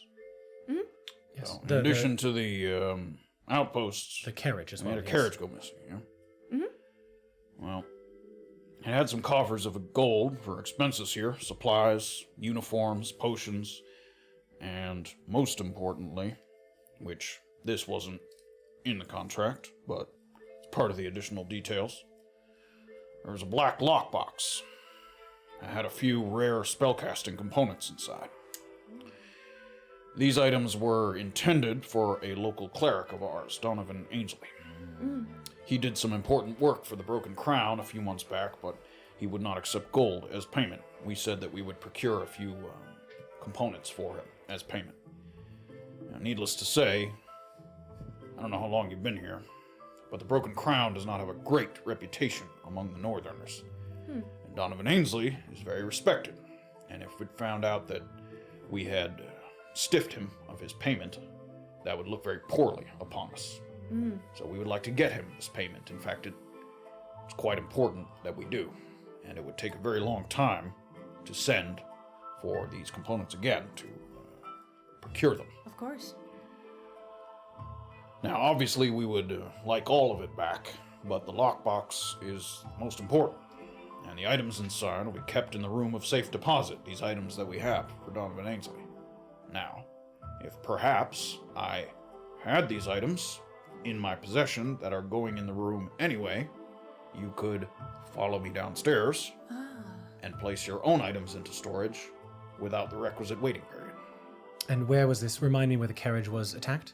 South of Wampanoag, about an hour near the coast. Towards the Honey Coast or towards the fishing village? Fishing village. Crabbers down there? Crabbers, so yes. Past that, but yeah, same direction. All right. You'd still have to get the item appraised and pay to have it stored. I can't let you get around that kind of paperwork, otherwise there's evidence that I favoritism.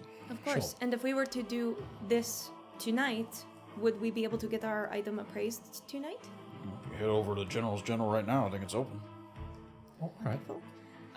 Also, if this helps you in any way, just because we are very eager, like we said, I have certain magical components that replace valuable magical components. Sounds interesting, but I'd be wary of giving him anything that wasn't exactly what he asked for. Understood. Donovan himself isn't the biggest fan of the Broken Crown either. Sure. This carriage, is there anything we need to know in addition to the sort of basics that we heard? Someone who was traveling along the road south reported to us that they saw this carriage racing fast towards the coast. Said it didn't seem like they were fleeing from anything, but that they were pushing the horses full speed toward the bluffs. About, like I said, about an hour south. Now, I don't think that the person who reported this knew that it was a Broken Crown carriage. It was intentionally unmarked for security reasons. Said it careened right off the cliff down into the water below. Said they were too scared to check for survivors, lest there be some kind of creature causing the panic. So I would say, take a look around down there, see if you can find some track marks of the carriage. It was moving quickly. Might be wheel indentations, hoof marks once you get off the road. Interesting. And you said there were potions in this carriage as well? There was, yeah, and other supplies. Like healing potions, or? Sure, yeah, there was some of those. So if you travel south, you try to find the tracks leading off the road, follow those, see if there's any hope of recovering what was in that wagon. All right. All right. think Sounds that's like- the best I can give you. That's fair. More More than than fair. helpful. Yeah. Yes. This we could make quick work of. All right. Yeah, I'll be here for a few more hours, but if you miss me, I'll be here first thing in the morning, 6 o'clock. 6 o'clock. Yes, sir. All right. As soon as you get it, I'm gonna let you in. But like I said, you best go get that item appraised. Yes. Great. I shall. Thank you very much. Thank you. And like I said, you're headed to the bluffs down there, so having a climbing kit or something similar, I wouldn't be a bad idea. Would the General's General have a climbing kit for us? General's got everything. Great. Okay. Oh my gosh. It's the best. We will buy a climbing kit. Depending on where the carriage fell, it could be in a spot that's either accessible only by boat or by climbing down. So, All right. Well, thank you very much for your time. thank you, and I'll let you know about the outpost. And if you see the half elf, thank her that she sent you my way. Absolutely. So, forgive me, slightly off topic. Do you know what time the mail room closes? Is it open 24 hours or Almost. I think they're open till 11. 11? All right. Thank you. Good night. All right. Have a good night. See you soon. Good luck. Thank you. See your way out. Make your way back through the offices of the Broken Crown. And anything you want to say before you head back out to meet Safira? Mailhouse? I'll say this quietly. I need to pick up a letter from Marvin Bishop's captors. Oh. Tonight. Goodness gracious. Okay. Okay. Okay. Okay. Okay. We're moving to, the Bluffs is nearby where I was kidnapped. Oh, good. Great. That's excellent. I don't think they're gonna. They're Kidnap off. you again? They're off the trail, like they're off the inland. Yeah, A little okay. bit more, but shit. All right. That Where's was the so General's much General? information. I don't know if I know. Sure, it was one of the places I pointed out to you when I brought you into this area. I'm sure of it. It's well It known. is. It's, Yeah, I got it's, it. Number 4. Okay. Number 4. It's right next door to All Hands on Deck. It is. It's literally okay. the building next door. Right down the General's. Good job. So you guys head back out, and Safira is sort of minding her business, trying not to look suspicious, waiting for you on the outside. Hi. Hi. Okay. Yeah. We got the lead. Okay. We did it. What? God, there's so much to do. Yeah. There's a lot to do. Yes. Okay. Yes. Bullet yes. points. Bullet points here. Yeah. So, Warburg is interested in us working for him when we expressed interest in Brilliant, the outpost. okay, He good. brought up the other contract, which is the carriage that has been robbed and okay. is now astray. He says that there was something that was supposed to go into that vault in that carriage. So if we Interesting, did this okay. mission, had this thing, and gave it to him, then he would let us into this vault as he was being let into the vault. Okay. And when would that happen? Now, Now. Right now. Right now. like I'm gonna go tell Graven, like right now. Oh. Okay. Well, do you need to do anything beforehand? I need to rest briefly before we do any sort of combat. No. Okay. Right. Just briefly. Okay. Are there any? What do you guys have to do? What do you guys have to do before you get in? Is there like? Before we get in, Yeah. Are we? In What where? are we like literally going to do this? I think we need to go to the General's General to get the mask appraised. And then Okay. we head south. We should bring Graven with us, yes? yes, of course. If he's ready, yeah. My one problem is, I don't actually want to deposit this mask. I really like it, and I like using it. Yeah. So maybe when I see the room, I'm like, you know what? Maybe not. Well, also, I don't know how we're gonna get around the fact that we're gonna have to just grab the crystal. Is there not a way you're gonna have to charm him or something? What if really? what if I found like another crystal? What about my crystal? What if I replace it? Do you think they'll notice the difference between a green crystal and a pink crystal? Yes, they're very different colors. Well, sure, but do you Can think we not get something that looks like At the it? General's General, can we perhaps not find something that looks like a green crystal? He Perhaps. says they have everything. Okay. Let's. So we're trying to swap it out? said it. He's got We're just gonna try to swap it out when we're in there? Do a little We exchange. don't. We Here's can't- the we other can't thing. I harm our know we reputation with don't. Warburg, we so- don't want to make an enemy of this Yeah. guy. So you're either gonna have to charm him, which he's gonna know. No, Yes, no, I distraction. can't do that. Distraction. We do a distraction, Yeah. and one of us, whichever is We're gonna most. drop, and Safira's kind of. I'm gonna drop one of these out of the bag. I don't. The toys are very cute. I mean, it's a bit odd, but you could be like, oh crap, didn't realize that was getting out me bag must have gotten wound in there somehow. And then while one of us is doing that, the other one pop pop, and you do the switch. Or you like put it on a shelf and it's not yours, but it like activates and it like does its thing, and he's like, oh, sorry, and he goes to put it back. Yeah, but that'll set off the alarm, won't it? No, because we're in there I already. guess we're with already him. in there. Like we've got the all clear, and then somebody just switches it out. Maybe, yeah, maybe. I don't think breaking it in the room is now the way to go. No, we absolutely shouldn't do that. Okay, so Unless let's go. it was an accident. No, because Graven's like, we're if still, it happens. we're still totally fucked. We need to do an exchange. Let's see if they have a green gem. We're gonna Okay. have Something to that try we to can find something that paint. looks Or magic. We're gonna have to find something that looks at least somewhat magical. We Can might you have to spend change some money something's on it. color? Can the Goliath change something's color? No, I can't. Maybe Graven. I can change materials, Could but we I can't take change it to colors. some Make it kind light of? up green. Could we take it to someone who could? Tonight? Yeah. It's a really quick turnaround. There's a lot to do. All right, Let's go- think about it. General store. Okay, general store. Well, why don't you go to the mail house? I'll just go to the general Okay, store. all right. Oh, we're I'll splitting run. up. I'll run. I'll run. Marvin? I'll run. Fuck's sake. It's the next town over, right? I'm not crazy. The mail house? It is, yeah, but that's on foot. That's an hour and a half. Shit. How long of a horse ride is that? I mean, again, if you're pushing the horse to like run as fast as possible, 45 minutes. Not worth it. It's too far. If it closes at 11, I can try and go afterwards. What if can I go in your stead and you go to the general store? What I don't have I haven't used the steeder. No, because then I have to get back. This all is terrible. This is all terrible. There's too much to do. Hold on. Yeah. I have an idea. What do I you have got? an idea. I have an idea. Yeah. What? Birch likes me. Okay. I'm gonna Oh, kill him. let's not. I'm gonna try and let's convince not. Birch to let me use the steed away. I'll Okay. ride him. He told me we could. Okay. No, he told you that. He told me that he likes me. Well, if you. I'll meet with the general store if this doesn't work. Okay. All right. Okay, try. I'm gonna. You need. Remember, you Oh. need to ride there and back. Yep. Erland's gonna wave his hand and start running towards the steed. Erland starts running down the streets of Wamparani now. Where are you guys headed? Oh my god. General. store.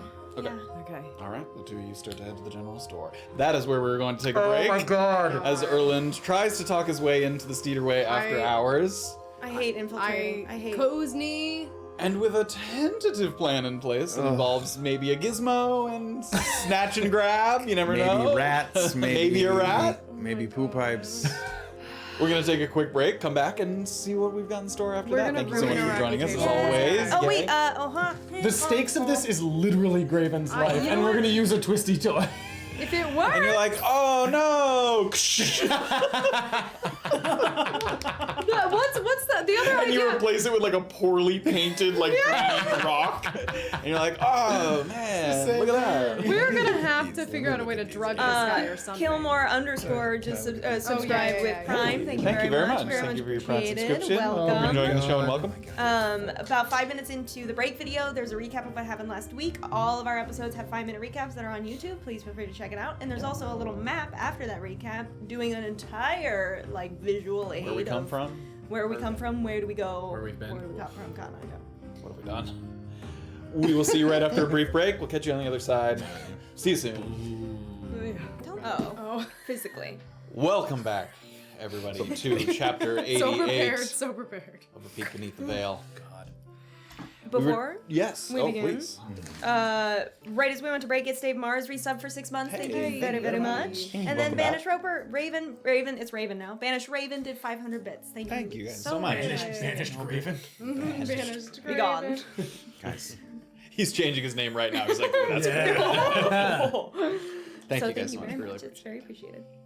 So we return to Wamparani Na, and we go back to all hands on deck, where Graven, taking a moment to himself, sort of feels a little bit of life sort of reinvigorate him as he finally has a moment to catch his breath. You do get the benefits of your short rest, the healing that you've received. So, about an hour has passed. Nobody's returned yet. The din of the floor underneath is around you. What do you do? I go down to the bartender. Okay. So you sort of go through that narrow corridor and you pass your way down. You have to push kind of by a couple people. It's kind of a narrow hallway up here. Again, people coming to and from their rooms, not uncommon. and you make your way down to that sort of ground floor. First floor, kind of uproarious as ever.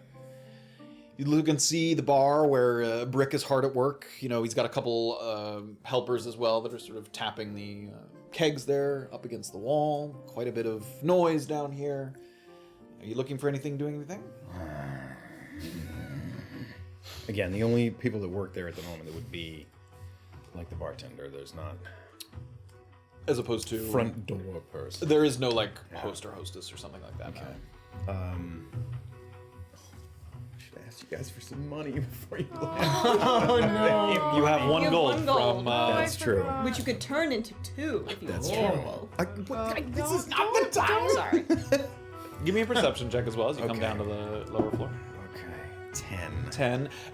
It's very crowded in here, but you do spot Vayne at one table. He's easy to spot. He's a fellow Goliath and the only other Goliath in the place as far as he's seated at a table with, you can see he's with 2 other people, both human, a man and a woman, and he's at there's 5 seats around the table. So it's him, 2 others, an empty seat, and then a second empty seat that once again has a full mug of ale in front of it. The last time you saw him sort of, buying a drink for his fallen friend. So there's another untouched ale at one of the seats. Is he facing my direction? It's like to your side. Like if you motioned, he might see you, but yeah. he's not. Okay. He's not like looking in your direction. All right. First to the bartender. Okay. So he's pretty busy. He's serving, taking dishes from the kitchen, serving them out. Hot plate stews. You can sort of smell the smells of beetroot and curd cheese, roasted cod, pickled crabs around you. Something I can get you? Somewhere I could get a quill and parchment, possibly. I think I've got one of those around here. He sort of disappears for a moment, comes out from the back. He just has a single sheet of paper and a little inkwell. Good enough? Great. Just the inkwell and the quill he gave me. And a quill, a quill, an inkwell, and a Okay. piece of paper, and one single and piece of one parchment. Single piece of parchment. Okay. I am gonna take a second and write down. What am I looking at here? Where's his note? Oh, I already lost it. Which note? The note that Villapont just gave me. Oh. Are you looking for the room number or something? Yeah. 4F. 4F, yeah. Okay, yeah, I'm just gonna write 4F on the front, fold it, and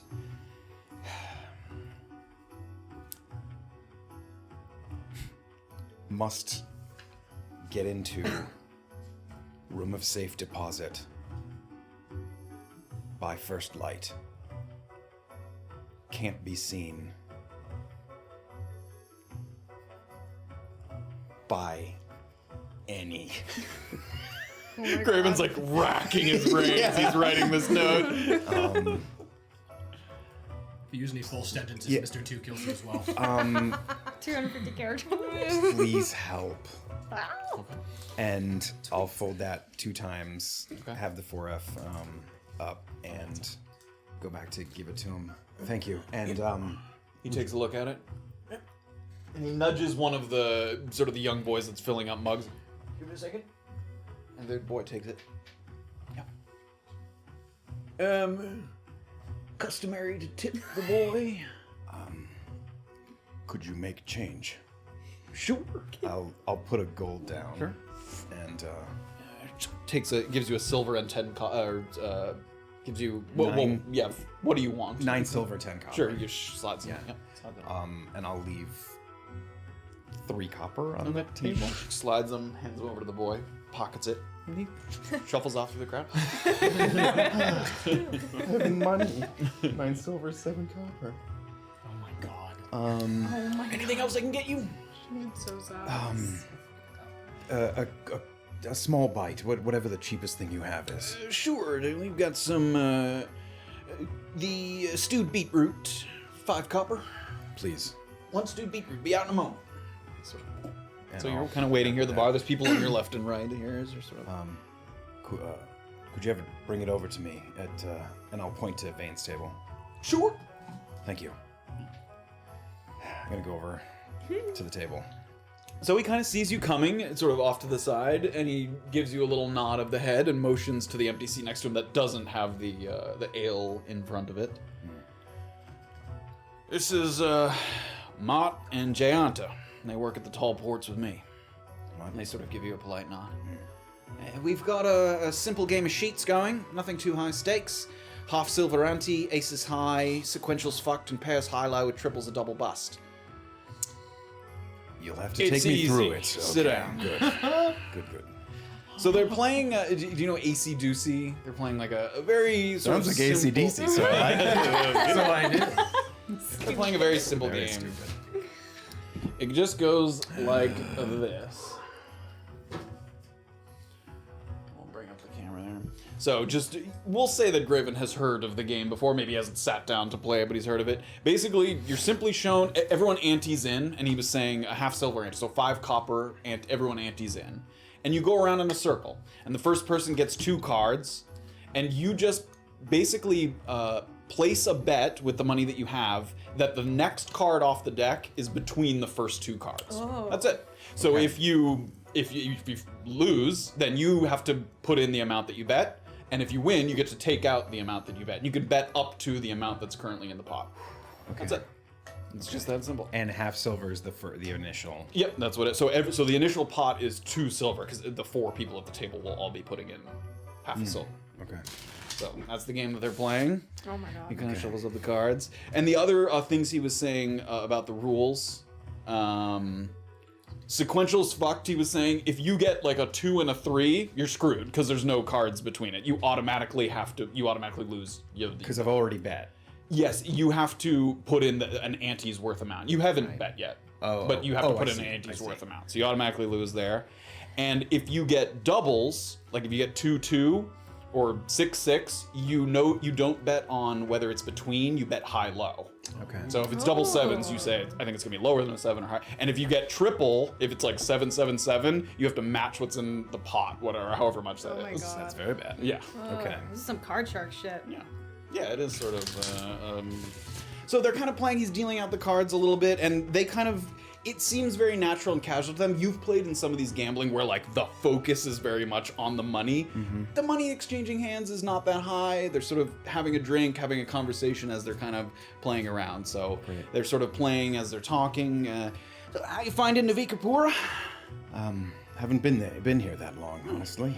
All right. We'll have you go first, and everybody puts their coins in. So you're putting 5 copper in. 5 copper, Yep. yeah. Right. So, All right. Ooh, tough one. That's Graven's? Yep. wait, so I have to say whether it's gonna be between that or outside of it? Yeah. So you have to. You have to. No, not between or outside. You're betting that it's going to be between those 2. And if I don't think it's gonna be? Then you can bet a copper minimum. So that's pretty bad. You're almost copper. guaranteed to lose a copper. I just Yep. put in a copper. Yeah, I think so. And so he goes. So they're kind of talking as they're playing. And the woman kind of speaks up as it turns to her turn. Vayne says you jumped into the thick of it. Said you had a reason to think Chris got done by someone with bigger motives. Yes, seemed interesting to me. Everything seemed to be a little out of the ordinary for things that I have seen like this before, so I thought it warranted a few more eyes. And? It's a lot more complicated than I thought. But no indication that there was foul play, or you still think so? To be honest, I'm not sure. All right. So right now there's 21 copper in the pot. She gets her 2 cards. 4-7, also not a good. I'll go big. 3 copper. Tosses 3 copper into the pot there. So now it's up to 24 copper. Actually, speaking of that, there was seemed to not get a lot of help from the Broken Crown. Yeah, they're useless. Seemed pretty typical. Yeah. You won't find a lot of people at the ports that get along with them. It seems like it's Vayne's turn now. Ugh. Oh my god. 2 copper. It's a 9 and a queen. Oh! Ooh. Wait, no, that's bad. Yep, it has to be between them. Matching cards is no That's good. bad. But he doesn't like lose any extra money No. or anything. Okay. None of you have spent much time there near the Broken Crown, or with anybody who works there? I mean, we know the people who work there, pretty much. Ken Reggie comes in here sometimes. Is that funny? I think he wishes he had friends, which you don't. Oh, I think I may have met him looking for contracts. Yeah, if you went looking for contracts, he's a supervisor there. You know, you did ask me to look into maybe his personal effects, Christopher, at the docks. I did, yes. Sorry, it's been a long couple of days. I had forgotten. Yeah, I didn't find much, to be honest. There was just kind of two things that weren't just spare coats and knickknacks. One was a little toolkit that he had commissioned from Sam. You know who that is? Yes. He's in Nagarwis. He's a woodworking fella, skilled artisan. Anyway, it looked like it was tools for repairing that loose trigger guard on his crossbow. I told you he liked to twirl it about on his finger. Yes. Yeah. So anyway, it seemed like he had gotten something to repair it with. And the second thing was a little manual with some info about taking care of exotic pets. Thought that was a bit odd, since he didn't own a pet as far as I knew. I don't know, maybe he was looking into it. And they go to the next guy. Alright. Oh, man, just nothing on these cards. One copper. Yeah, that's what I thought. It's a big pot. Wow. Aces are always high. Aces are always high. Okay. So, what's next for you then? On to the next contract? Anything interesting lined up? Perhaps. Oh, speaking of the Broken Crown, I heard that that they have like a public vault there that you can use. Has anybody ever used that service? Yeah, protected deposit, safe deposit? Something yeah, like that. Sure. I've heard of it. You've never used it? I ain't got nothing to put in there. And he draws his two cards. Oh! Here we go. 27. 27 copper. There it is. And he takes the pot down. Ante up, everyone. So it's another 5 copper to ante up. Oh my god. Burning through your 1 gold. Yeah. Hey, I've still got 8 silver. And he points to you. All right. So there's 20 in there. 20 copper. Not bad. Gonna go big here. 1.5 silver. So 15 copper. Yeah. All right. Very nice. So there's 5 left in the pot there. So because you took 15 of the 20 I took there. 15. Yep. Okay. Great. You know, that Ken Reggie comes in here sometimes, and when he gets drunk, he talks about Broken Crown contracts. We hear him blabbing to himself. I think he thinks that maybe that makes him seem more important somehow. But I'm sure if you were looking into the murders, you already heard what they have on file. That son of a bitch made me come back with a writ to get. I could have just showed up here when he was drunk. Yeah, maybe. And he deals the cards to the woman on his right. Oh. Yeah. All right. 3 copper. Ugh. So there's 8 in there now. If they don't have anything worth doing, there's always Ichabus Altamari. You know who that is? No. He's one of the old guard. His family part of the Yaku Walkanka, and you recognize that phrase, Yaku Walkanka, sort of even during and pre-Emperor Pachacama's reign, like old sort of time of Antisuyu.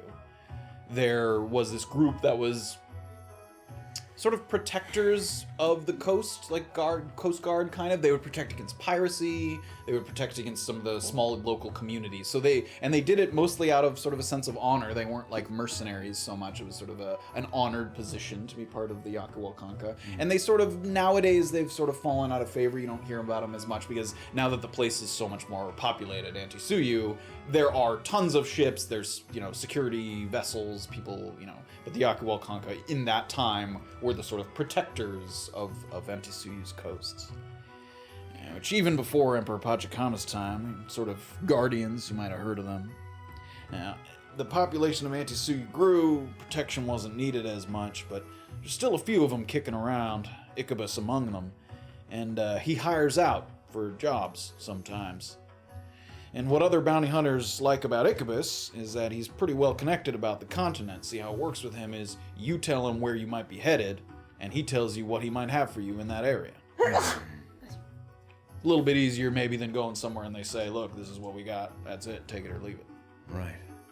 He lives here in town. You can go meet him. Yeah, where might I find him? He directs you to this little triangle building right here at the top of Oh, I'm looking at the wrong stupid. Alright. Got it. And the cards go to Vayne. Ooh. Only 8 in the pot. I'm going 8. Ooh, bold. Oh! So it's up to 16 now. Back to 16. He'll deal with outsiders, no problem. Don't say anything that implies that the Yaku Walkanka ain't as glorious and as revered as they used to be. He'll take that personally. So, just, something if you need it. If you're looking for the work. Right. And as give me a perception check as you continue to play cards. Especially, so he passes the cards now to the next guy, the man on his left, and he sort of picks up the deck, and go ahead and give me that perception check. Natural 20. Natural 20. Oh my god.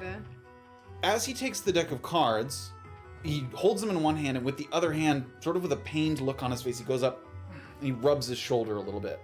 And you realize it didn't sort of strike you the first time it was his turn, but you realize that both times now, maybe even in between, he's like gone up to like rub his shoulders, kind of almost as if it was sort of itchy or sore, that he kind of rubs at his shoulder.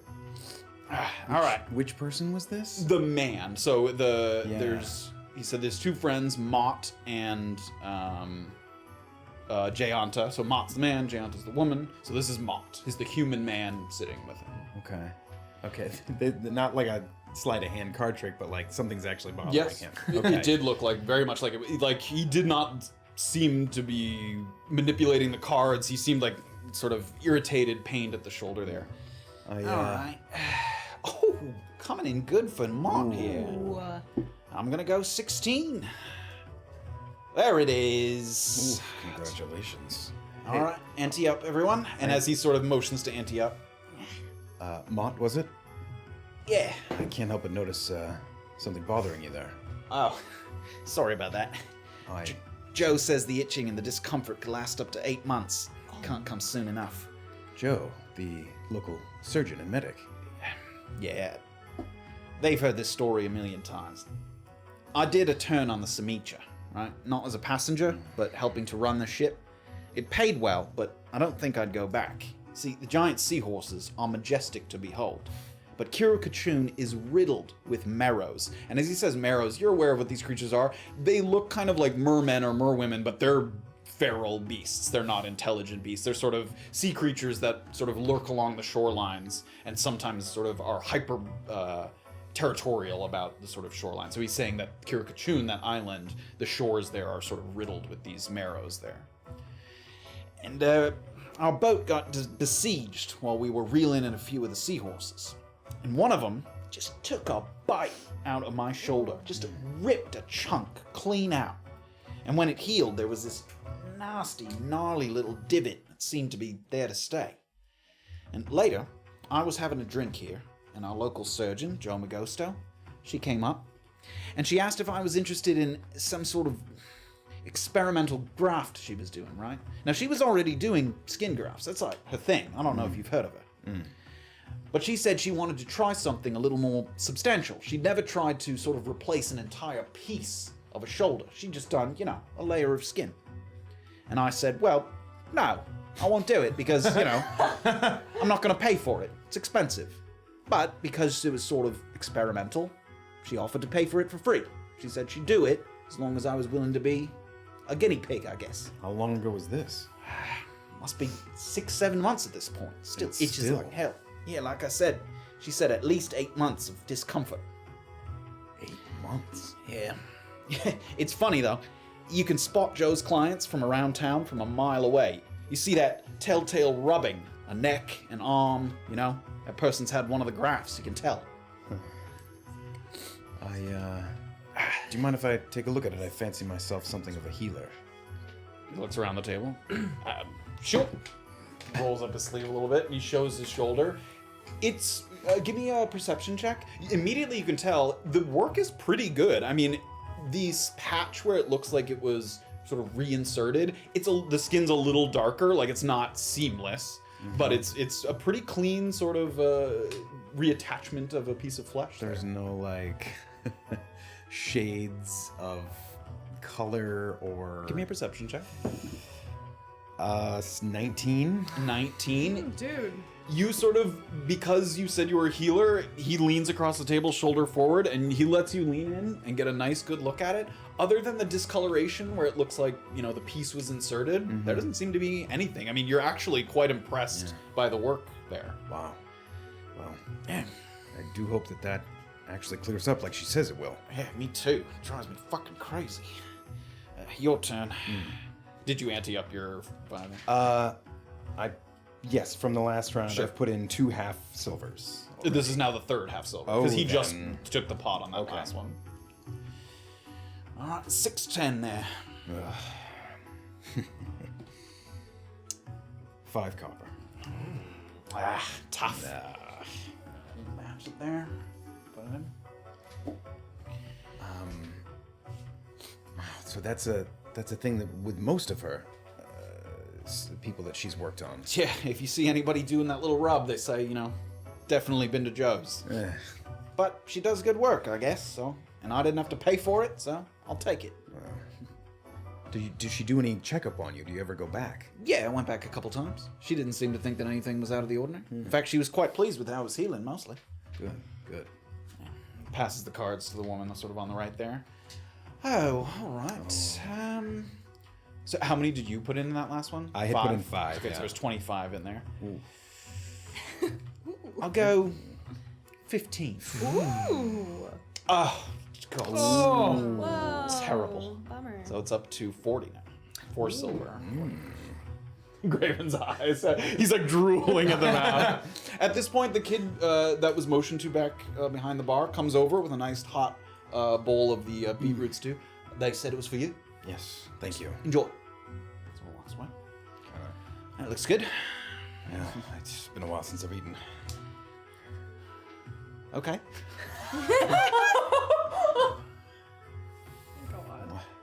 It's just. Why has it been a while since you've eaten? Oh my god. A bounty hunter? You don't get money from your contracts? I just. As I said, it's been a long day. I was out on the road. None of my business anyway.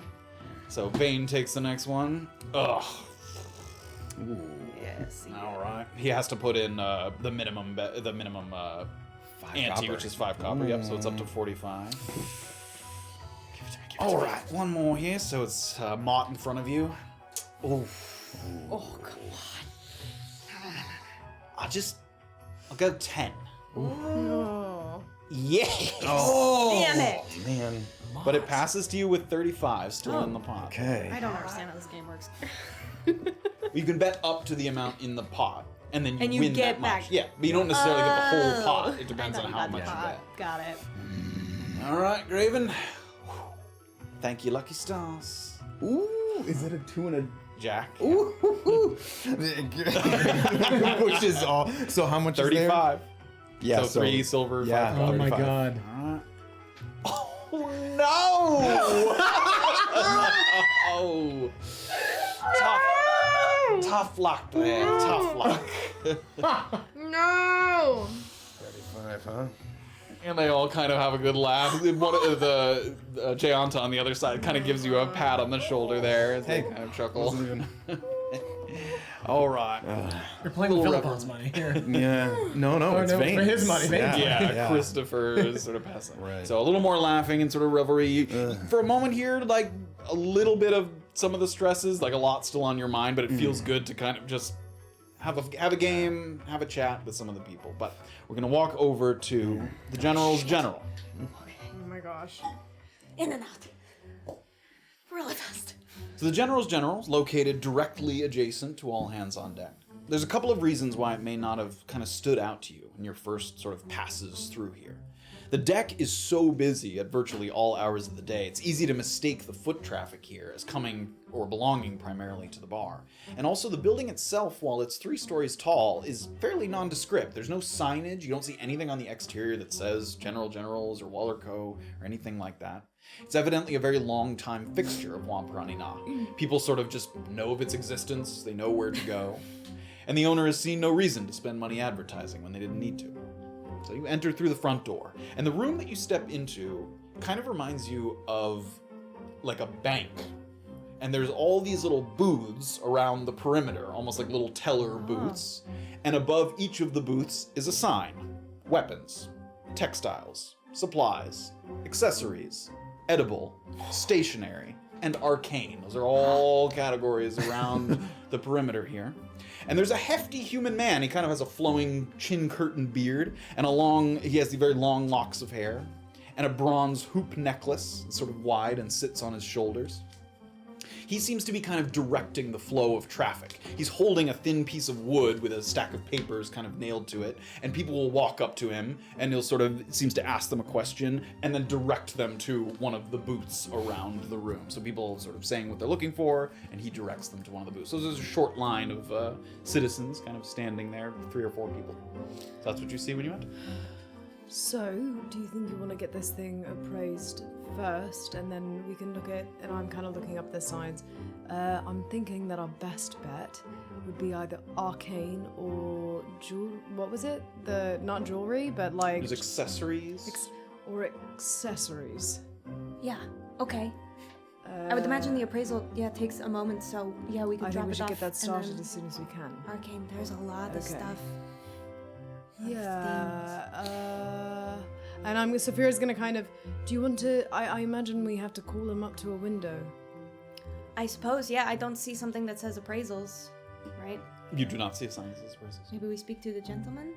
Why don't you speak to the gentleman? I'm kind of wandering towards the accessories Okay, section. you start to walk in that direction, and there's a short line of people sort of leading up to the man that's sort of directing, and as he sees you kind of walking... Oh, sorry. I'm gonna... And he gives you a polite smile. He doesn't seem angry, but he sort of motions to the back of the line. Oops. Right. Okay, of course. In and out. In and out, indeed. In and out. Okay, keep an eye out for Crystal, but also if there's like a mask that could have potentially look like my mask, because again, I really don't want to leave this. I know. I think for the sake of the story we're telling, depending on how we're planning on actually crushing that stone, look, they're not going to destroy it. It actually is a very safe room. As much posturing as you guys, I mean, it's safe. Right, okay, and I And guess you're I not would be going able to to use come it. and get it back, You're right? going to Like, come I and can get it back immediately after. The whole reason, didn't you tell him that the whole reason you were doing this was? Yeah, I shouldn't have mentioned an item specifically. Now that I think about it, I'm regretting it. But yes, Well, okay. it's not like you're going to need it in the next few hours, hopefully. Well, we're about to go. I don't like it when you use that. Let's hope that you wouldn't need to use that. That's a pretty intense thing to use. I'm not wrong. No, you're not wrong, but I don't know if Graven's going to be able to help us. We're already, short hands at this. You're right. I know. He certainly won't be able to help us if he's dead, though. So priorities, I suppose. So if you guys have been waiting in line, a couple people, it moves pretty quick. So it seems like as long as there isn't someone already at the booth that you ask for, he just quickly sort of shuffles you off to wherever you need to go. So it just takes a couple minutes for you to get to the front of the line. Good morning from the General's General. What department can I refer you to? I'm looking to have something appraised. Oh, appraisals. The Broken Crown. I do that personally. Oh. Allow me to get my assistant to come direct the line. Are you also coming for appraisal? I'm with her, but I was actually interested in looking at some other stuff. We wanted to start with the accessories, and then I was interested in the arcane. All right. Would you like to come with us for the appraisal, or would you like to head straight to your booth? I can go ahead and head straight to... All right. Please, this way. Okay. Wait one moment for my assistant to come out. And he kind of shuffles off to a door kind of along the side. And he opens the door, and it seems like there's someone in that room and someone kind of comes out, gives you a polite nod, gives Orba a polite nod, and then walks over to Safira, and then... Which department? Sorry, I was interested in 2. Is that all right? Sure. Which one first? Accessories. Please, right this way. Sort of escorts you over to the accessories. But you walk in with presumably Waller Co., who sort of owns the establishment. He leads you into this kind of side room. It's a desk with a protective leather mat atop it, so it's a sort of large wooden desk, and then there's a softer piece of leather, sort of, that you could place an object safely atop. And what at first appears to be almost like a large mechanical spider attached to the wall behind. He sits down in a chair, and there's these 8 arms jutting out with these flexible joints, and he pulls on them, and you see that each one has a little tools attached to it. One has like a magnifying glass, another one has like a little pair of tweezers, there's clamps and mirrors. So he has this like very sort of intricate apparatus for carefully inspecting whatever item that he's going to look at. So he sits in the chair, sort of pulls a couple arms closer. All right, what am I looking at? She's gonna like clutch it closely to her. It's a mask. Very nice. It has magical components to it. Do I need to Alright. disclose? For mundane items such as gemstones, jewelries, and so on, we have just the full appraisal. For magic items, I do an estimated value based on my skilled knowledge, but not exhaustive. And then later, I return for a full appraisal where I bring someone who has more expertise in a particular subject. However, if the item is going to the room of safe deposit, which it could be because most people get appraisals for that, you are allowed to, they will accept the item based on the estimated appraisal, not on the full appraisal. Oh, okay, good. Wonderful. Do you need to know any information from me, or should I just Yes, place it in front of your very intimidating looking machine here? He takes out sort of a little ledger. is there a name of the item? Would I know the name? No. But you can make one up. I can make it up? He doesn't know. What is it called? It's called Wadoo's Whispering Mask. Wadoo spelled the usual way? The usual way. Poor Wadoo. We're implicating him in something? No. Orba really wants to name something And you afterwards. said yes, a magic item. Correct. Okay, yes. And a brief description of its properties. Like its magical capabilities? Yes, if you could. It grants the wearer a sharper eye. Focuses the arcane energy, perhaps? Yes, that sounds correct. Sorry, I'm not used to usually verbalizing this kind of stuff. That's all right. Makes me hit people good. All right, let's have a look, shall we? And he motions to the sort of desk down there. But slowly and just gives it a little pat. It's very nice. Thank you. Heart attack. And he starts to pull some of the things down. He pulls up one of the lenses, kind of looks close, Don't has a let me little go. mirror kind of on the opposite side so he can kind of see all angles of the mask. So you're sort of in the room there with him, but it does take him a moment as he's sort of tinkering with the items. So we'll go back to the outside. So you walk up to the accessories desk. How may I help you? So I had seen a friend of mine has this sort of beautiful crystal necklace. It's this green sort of crystal. A gemstone or just... I'm actually not 100% sure what it was. It just kind of has a green... It looks like a... Emerald, perhaps? Perhaps, Okay. perhaps, yeah. Do you have anything sort of like that? Yes, give me a moment. He sort of shuffles back, and he seems to go into kind of a little back room, and he comes back out with what is sort of, a little display case almost that he's sort of holding in his hands. No idea what size it is. No, I know. You think I'm only buying one decoy? Oh, they're gonna be so expensive. I know. It's his life. And You're worth all the gems in the Oh, world. quiet. Thank you. All right. We have a few rings here with nice emerald set gemstones. oh right. We have a couple of amulets, pendants, Okay. and then a couple of raw emeralds here. Okay. And if I'm looking at this stuff, the raw emeralds, do they look like that? Like, I mean, it's not... I don't have any frame of reference for what this fucking thing looks like. You definitely but- don't have that. And Are those like even, Senku Berti's gemstones? even the largest emerald gemstone is like the size of a walnut, which is a big emerald, but it's not huge. He had. Do I have any idea what the size of this thing is, though? Nope. I think you told me. All very nice, excellent cuts. Right, These the quite raw beautiful. emeralds more if you'd like to cut your own design. And then, Right, sure. Okay. And am I seeing prices on these things, or There is no price there's- listed. Can you give me a sense of price? Sure. From the raw emeralds you're looking Yes. at? Yes, the smallest one, 650, all the way up to 920. Right, okay.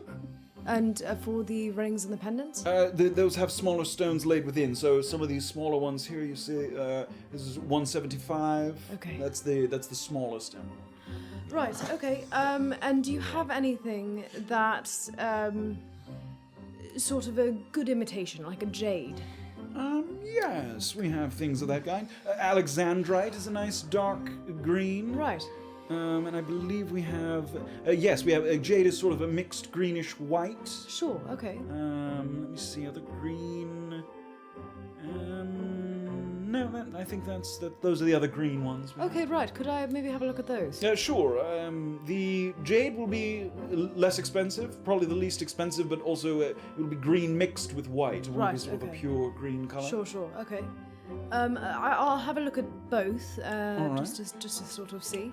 Carefully closes the case, kind of heads out, comes back with two kind of smaller cases. And again, these ones, they look quite nice, but clearly sort of the gems are not as sort of translucent, clear, polished as Sure, sort of a classic emerald. The jades here range anywhere from 45 to 125. Okay. And then the Alexandrite here anywhere from 220 to 475. Okay, right. And then as far as the appearance of these, I'm assuming the Alexandrite is the one that looks like greener? It is, yeah, because the Alexandrite is more of a pure green. The jade is kind of a mixed rocky greenish white. And there are raw chunks of Alexandrite as well. But as you mentioned that was sort of maybe 400 something for the chunk of Alexandrite. Right, and then the cheapest thing that I could get is a 45 gold of like the jade Is thing. like a jade ring, like a ring that has a piece of jade okay. set into it. Right, well, these are beautiful pieces. I'm gonna think it over. Is that all right? And Of come course, back? not a problem. Thank you so much. Yes, please. If I wanted to go to another, I had some other things I needed to Which get was as the well. other booth? I want to go to the arcane as He well. sort of looks over and there's nobody there. It seems open for you. Oh, great, thank you. Cheers. Good day. And I'm gonna. You head on over there.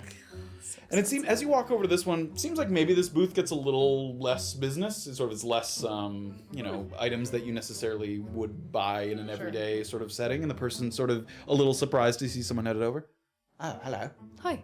I was looking. I had seen sort of a green crystal. I'm looking for something that looks like that. Do you have anything? Sort like of like an arcane focus or something? that? Yeah, something like that. All right. And it has to be green. Ideally, yeah. All right. Let me take a look here. All right. He sort of looks into a little cabinet, takes something out. We have some smaller arcane crystals, as Okay. well as orbs, and some component pouches and things. I think the crystals and the orbs are probably closest. Sure. Yeah. Okay. Now, they're mostly, they look quite impressive, but they're actually, some of them are mostly glass. They might have like a bit of gemstone in them, but they're mostly glass. Okay. So the orbs, 15 to 30 gold, depending on the orb. Okay. And the crystals, 7 gold to 15 gold, depending on the crystal. Oh, brilliant. Okay. And are any of them green? Yeah, he took out the Took ones out that the were ones that green. are Yeah, green. there's maybe 5 options here of Oh, varying right. sizes and shapes. Of the crystal ones, God, I don't know which one to pick. So the orbs are a little more clean. So they're like a sphere, like a very clean cut sphere. And then the crystals, most of them are on like a chain of some kind, and they're usually like thin, cylindrical, but with like flat edges. So it has kind of a quartzy appearance to them. To be quite honest, I'm getting it as a gift for a friend of mine. Her favourite colour is green, so that's part of the reason. I just wanted to know what exactly do they sort of can they do? She's a magic user, so I was assuming that she would. Yeah, you can use them to channel your arcane energies. Nice. Okay. Well, I can't decide between the crystal and the sphere, and I'm thinking I might just get both. Sounds That's good all to me. right. So they're basically, we'll say there's 3 of each, and they're basically 3 sizes. There's like Okay. a small one of each, a medium one of each, and a large one of each. The largest one is Damn like ass. grapefruit sized, and then the smallest is like walnut sized, and then there's like a baseball in between those two, basically. Okay. Right. Okay. Well, you know what? I'm gonna have a think, and do you mind if I come back to you? Well, it's fine. You just might have to wait in line again. Yeah, sure, no problem. Thanks so much. Have a nice day. Gives you a nod. And I'm gonna go and kind of then wait for Orba to come Okay, out because I want you to do talk to her before I do this. So we head back to the room where you're getting appraised for your item.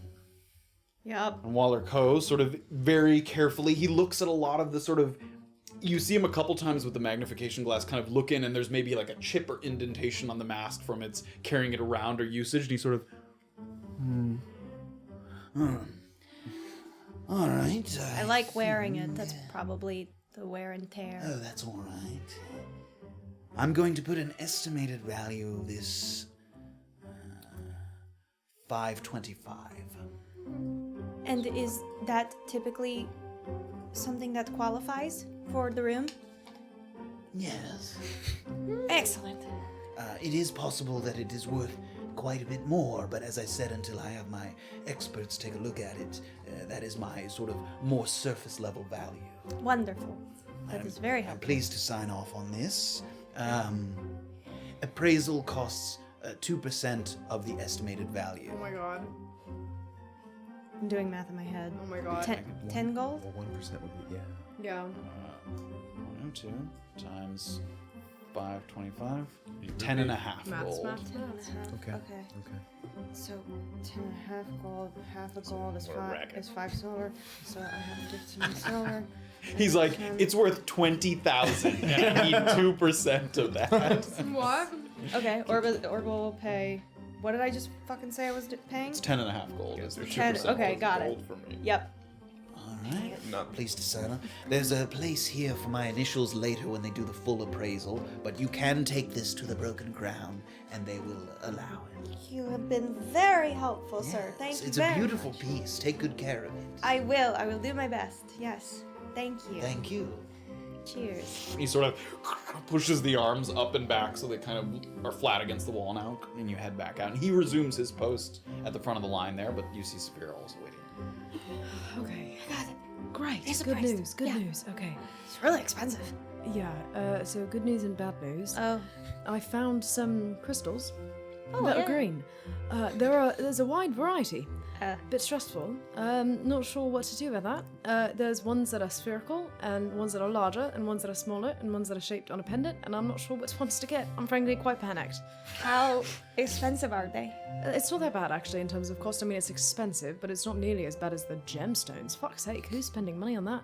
It's not even doing anything for you. Walnut-sized emerald, that's a nice piece. I suppose. So do you want to hop back in line and I don't know what to do. Decide, So we have to make a decision. of course. If we're doing a bait and switch, right? If we're swapping this out, Yeah. we don't have any idea what the thing looks like, do we? No, Graven but- didn't say anything, did he? If very quietly, if this person is a magic user, I would imagine a crystal. He's using that term very, very specifically. I know. I would so call I was leaning towards getting a crystal, Uh-huh. but I was leaning towards maybe just getting one of each, but that may be a little bit spendy.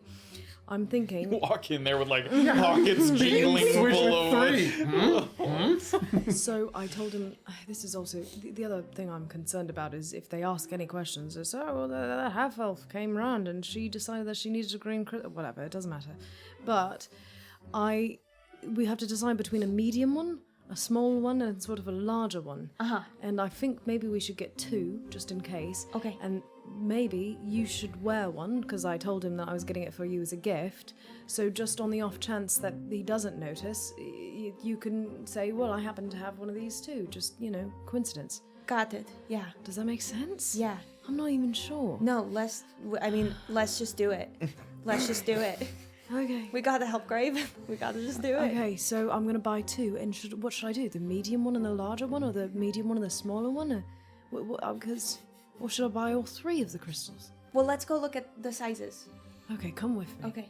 And Samira's gonna kind of put an arm around her. We'll say you wait the requisite time in line. He shovels you over to the arcane, and you ask once again. He Yeah, sees 'cause you, that's sort of not gives you a the nod, sort of situation. acknowledging you coming back. Takes out the cases once more. So once again, there's basically a small, medium, large of orbs that are very sort of clean spheres, and then a small, medium, large of crystals, which are a little more sort of hexagonally and, sort of I've- geometrically shaped. I've got my arm around Orba, and I'm gonna kind of Gonna take out the guesswork. Gonna have a choose of favourites. Please, which one appeals to you most? Well, I do like the crystals. I enjoy their shape. Sort of pushes the orbs to the side and takes the crystals, makes them a little more front and center there. And I don't be modest. Is there anything outside of the price range? Oh no, that you're- don't worry about it. And emotions sort of small, medium, large. 7, 10, 15. Oh, What do you think? Quite fair. We could even do all three. And Safira's kind of giving her a look like, It's a nice gift. I do really love green crystals. yeah, I know, it's your favourite colour. This is my favorite color. I love green. Green is the best color. Beautiful. Can I have all three, please? Yeah, of course. And Safira's gonna kind of like with a big grin on her face as though, you know. Oh my god. And I'm gonna. How much gold is that? I can't do 32 that. gold. 32 gold? Okay. I'll pay you back. Don't feel bad, we're money bags. We're fine. He didn't say orb. He said crystal. Yeah. I swear to God. And all three of these are on little chains. The chain could be taken off. Yeah, if but it's an they're orb, all- I We walk in, it's a swear to yellow God. orb, and we're like, nah, fuck. Fucking shit. Well, thank you. Enjoy. Cheers, mate. Have a Thanks so lovely much. day. You too. It's like 3 beautiful green crystals. And they range pretty good. I mean, the small one, the medium one is close to the crystal that you have. That kind of hangs around. The large one is chunky. Like if you had that around your neck, you couldn't like put a piece of clothing over it. Like it would bulge a little bit. Yeah, it's like a Big good boy. sort of chunky geometric shape. And then the small ones, you know, pretty modestly sized. Okay. I have no idea how, as we're kind of walking out, I'm assuming. Yeah, you can head out. I have no idea how accurate this is going to be, but I figured we might as well try something. If we have nothing to put there, I figured that was worse. Yeah. So I okay. don't know. Also, just before I forget, I'm giving you 18 gold. Obviously. Oh, don't worry about it. It's fine. It's not that big. It's fine. It's not a big deal. It's fine. You like them? Will you use Well, I'm them? not supposed to. That's not for me, Safira. Well, one of them can be for you. We bought fucking 3 of them for fuck's sake. Okay. You should keep one. Might as well. I do enjoy them. We're not They're going to very use pretty. all of them. Oh, I wanted to say. Yeah. I had an idea. I had a thought. So once we get in, what if, while he's turned away, not looking, you use Mage Hand, grab up the little crystal, crush it in your hand, and then maybe you just try to put it back. Maybe he won't notice. I mean, only if we see it and it looks nothing like the crystals we just Yeah. bought. So I'm hoping they're useful, but I'm also- sure you'll find use for them. Yeah, of course. And also, I just realized, if we're trying to get away without being blamed for this thing, as soon as we break the crystal, once it's out and the other one is in there, Sanka's gonna come and be like, "That's not my crystal. You messed up." And they're gonna be like, "Who was in this room most recently?" "Oh, it was those people." Yeah, I understand. It might not distract them for long, but what we need, I mean, look, it's not a perfect plan. No, we never make perfect plans. Well, there is no perfect plan in this case, unfortunately. We're gonna have to piss some people off. I Okay. think. Well, all right. Let's get going. Where are we going next? We didn't agree on a place to meet up. Of course we did. Oh, fuck's sake. We've been doing this for long enough. Deck? Oh, it's a good bet. It's a good bet. It's a good bet. And Safira's gonna shaking her head. We're gonna just It's kind right of start next door. walking You back. guys sort of just head around the corner there. We should eat Just next something. door. Oh, that's Okay. But we'll head over, Erland, running through the streets of Wamparanan. You came out there, so it's just sort of north of the militia reserves. It's still very much. The construction's coming along very nicely. It doesn't look finished by any means, and it looks like a couple people are maybe just overseeing this work site because it's not fully operational. They don't want someone randomly wandering in. There are sort of a couple guards. They're not like fully armored, but people keeping watch of this sort of work site. So you see those people as you kind of head up to the cedarway here. I'm just gonna try and, with not sprinting, but like with urgency, just try and walk past and like I'm as soon supposed to as be you there. start to walk up, it goes, oh, sorry. Official Broken Crown business. Make a persuasion check with disadvantage. No! Come on. Please.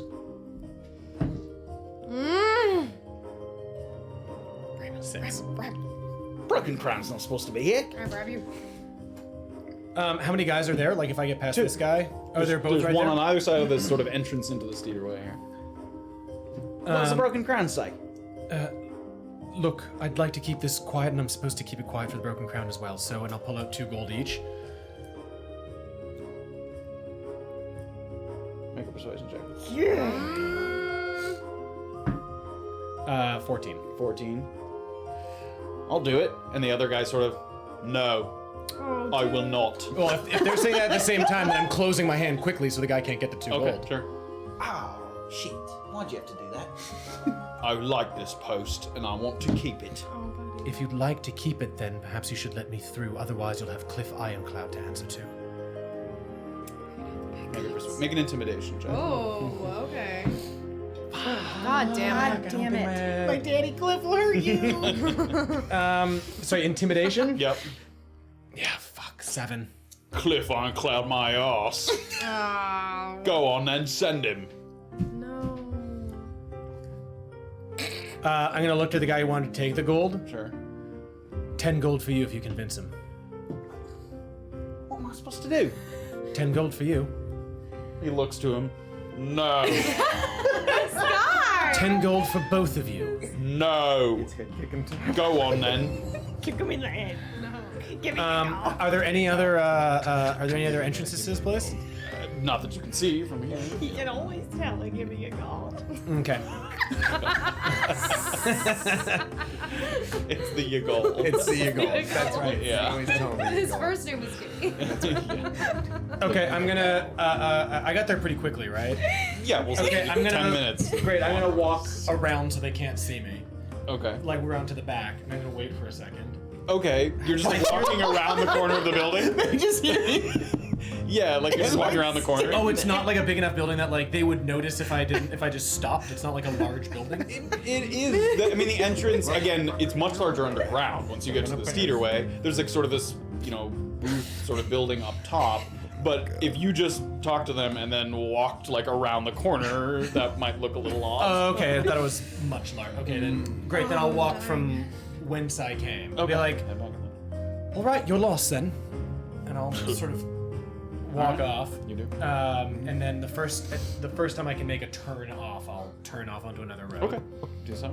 Make your way through a couple of the side streets. So then, so outside there's like one entrance and it leads down into the. Yeah, there's like you could, because you know the way you came out, there's like a small, cabin up top that is like this, presumably eventually will be a kind of reception, or they have to, shuttle people in and out, and there's a staircase leading down into the Steederway. And are they Broken Crown or militia? They're regular militia, right? Oh, they do not look broken crown Yeah, at they're all. militia, yeah. Yeah, I mean, maybe not even militia, just hired guards. I mean, you don't know that they're like of the Wamparani militia.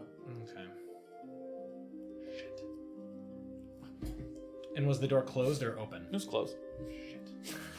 Jesus. Just run. Yeah, I was gonna say, he disappears around the corner. All of a sudden, they just see him running full speed and at them. Like, And he just leaps through the door. The thought had crossed my mind. Okay, I'm gonna get to the corner. I'm gonna sort of walk back to the corner of where it was. Okay. And I want to peek. How far away was I before I, what? before I made a turn From them? from them? Yeah. 50 feet? I mean, how far did you walk? And it's 75? nighttime, yeah. Yeah, it's dark. The sky is dark, but there's, lanterns hanging in a number of doorways, around Wamparani. It's dotted with light everywhere. Okay. Everyone sucks. Okay, I'm going. Why did you just look over here? What are you about to do? Something dumb. No. Give me a perception check as you're sort Okay, of lurking. yeah. Ironclad. Just the guy. What, perception? Yeah. 12. 12, as you're sort of lurking in the area, you can just hear, it cost me 10 gold. Shut up. Do your job, Oh my idiot. God. So you can just hear some bickering between the two of them. Like that guy. That guy's madness. Did you roll for that? That's great. Ah, this guy sucks. Fuck, how do I get there? Okay. Okay. No windows, no. How tall is the building? 1 story. Any chimneys? No. I I mean, you've been inside the interior, but when you came out, there's It's an no old fireplaces. pub, or yeah, anything. right? It's like is that the No, one no, that's an old pub? that is that's the one. That's in an Upa. No, Upa. No, Yeah, Upa, it was, yeah. I think it was an old pub. Oh no, maybe it's not this one. This one's a very small, just like 1 room little structure that they put up here. it's Booraj's house. Yeah. All right, I'm walking back to General's General. All right, we head back in the direction of General's my Erland, a little God. defeated, can still hear the bickering behind him as the guys continue to sort of talk over the gold that could have been. And as you guys enter back into all hands on deck, give me a perception check. 12. Ooh, 20. Dirty 20. 20. So you guys come back in, and the noise of the bottom floor sort of washes over you. And he's not too far from the bar and not too far from the door. You do see Graven sitting at a table. There's another Goliath at the table, sort of a curious, uncommon sight, and a couple other people as well. So Should we check on that? Is that strictly speaking supposed to be happening? I don't know. I thought he was staying in the room. Well, are we supposed to be not seen with him at the moment too? Like, are we supposed to be Oh, sneaky? fuck's sake. What's he doing? Or- and I'm gonna kind of try to look in and like, can I see what he's doing? you can see he's he's playing cards. sitting on the table. He's playing cards. Can Orba, she's gonna grab Safira's hand and lead her. She's gonna like walk right past Graven's booth. Okay. So like letting It's not a booth, it's a table, but sure. yeah. Letting Cozy. getting Letting within his him line of see sight, you? letting him see Sure. us. Yeah, you can do so. I mean, Graven sort of, his back was to you, but as you walk along sort of the bar, he sort of has his cards, and he kind of, you can see Orba out of the side of your eye.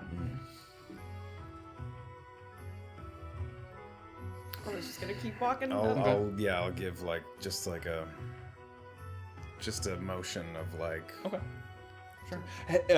Have you been continuing to play cards with them?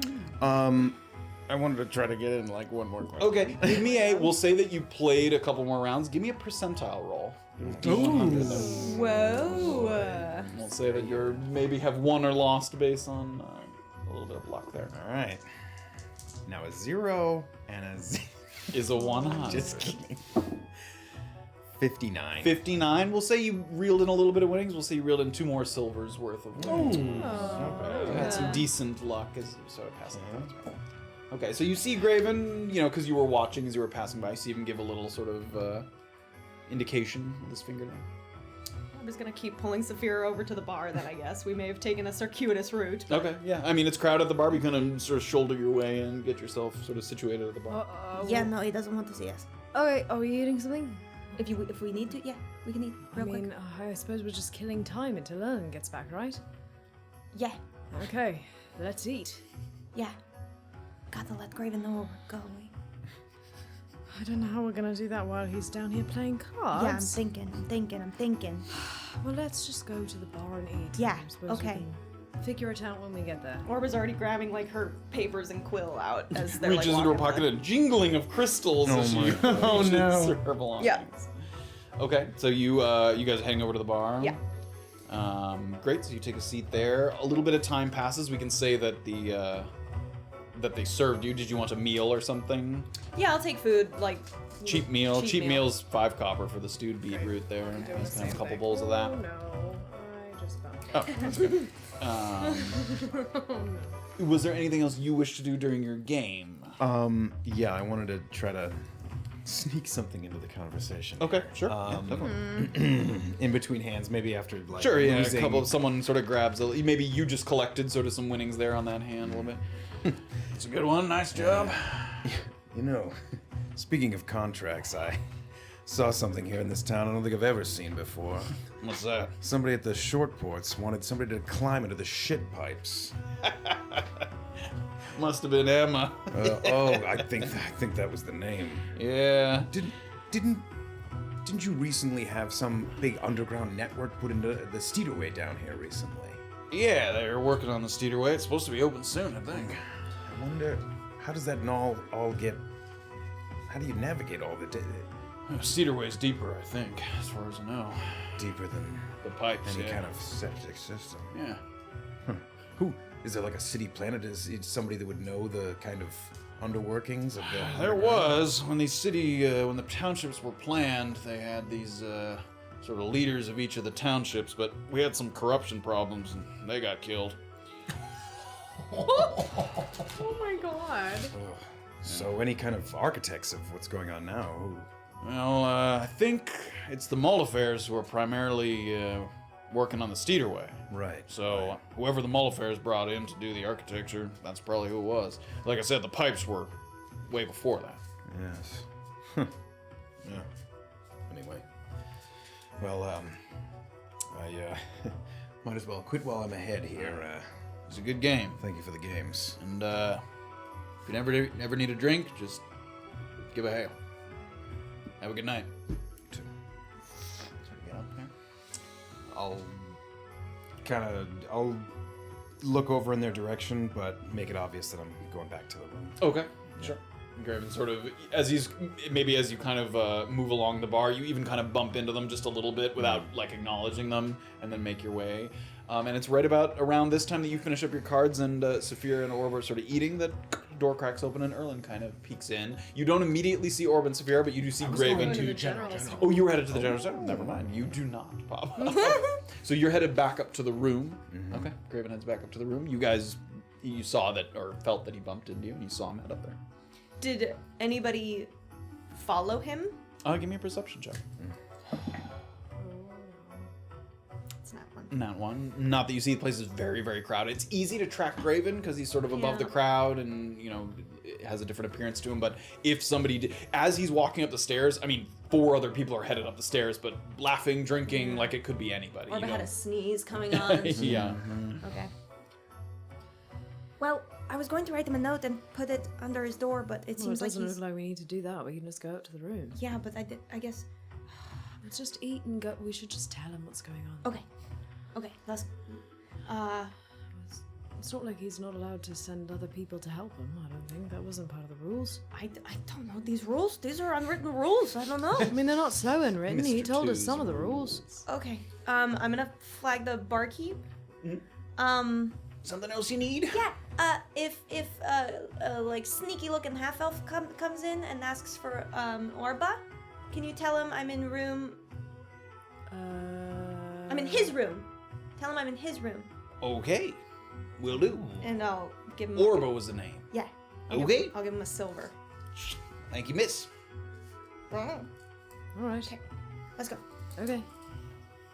You guys head up to the room, and so you guys can remember where Graven's room was, which is not Erland's room. Those are 2 separate ones. I thought we were in Erland's room. No, you spoke in Graven's room originally. Oh shit. They're on the same floor. Yeah. They're both on the 3rd floor. He's just gonna be doing a wild goose chase. Being like, they're not here. They're not any of the places where they said they were gonna be. Going myself. All right, yeah. We'll go to Graven's room. Knock on Graven's door.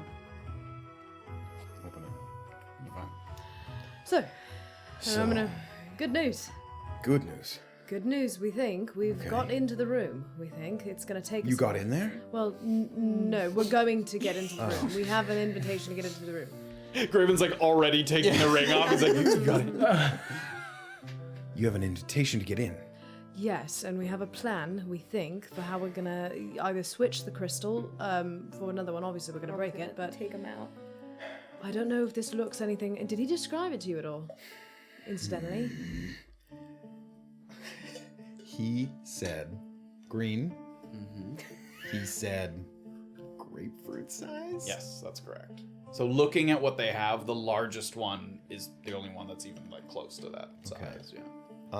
The grapefruit, he didn't say round. He said grapefruit Didn't say sized. round. He Okay. said grapefruit Okay. sized, yeah. Grapefruit sized. The large one, the I large think. one, okay. Yes. Can't be sure, but Okay. all right. Well, You probably can come with us. I can't. I have very little. I can barely do any magic No, tonight. I- I'd have to wait until the wee hours of Okay, tomorrow. well, we're gonna go. So, part of the condition for getting into this room is that we have to complete a contract and we have to go tonight. Where? Well, it's to this. Do Just I know? an hour I don't south remember of where it town? was. Yeah. South out of town. It's just south of Umbralina. As soon as they start to describe it, you had heard that Yeah. contract as well. The cart, yes. Yeah, we have to Yeah. just retrieve a chest that's supposed to be going into this vault. So he said that if we retrieve this chest, then we can, like, you know, sneak in behind them, escort it, and He's already got 4 men from the Broken Crown who are coming with us. With Erland, we'll be able to do it, and we'll be able That's to do a it different efficiently. Different one. Yep. Oh, I got That's confused. the outpost. Oh, That's right, the right. north. That's not the one we're doing tonight. That's another one that we have to do. Right, of course. we've got a lot going on. Not only are my reserves spent of magic, I also can't be seen leaving the city. Right, right. Yeah. So that's okay. I think we can handle this on our own. I really do, and once we do, which I don't think it should be too difficult. How easy would it be to brute force this entire thing? Well, very difficult. It would be difficult. There's quite a bit of security there. You're Both magical escorted and into the not. room, and when you're escorted into the room, there are sending stones in the room that immediately are activated, so everything in the room can be heard.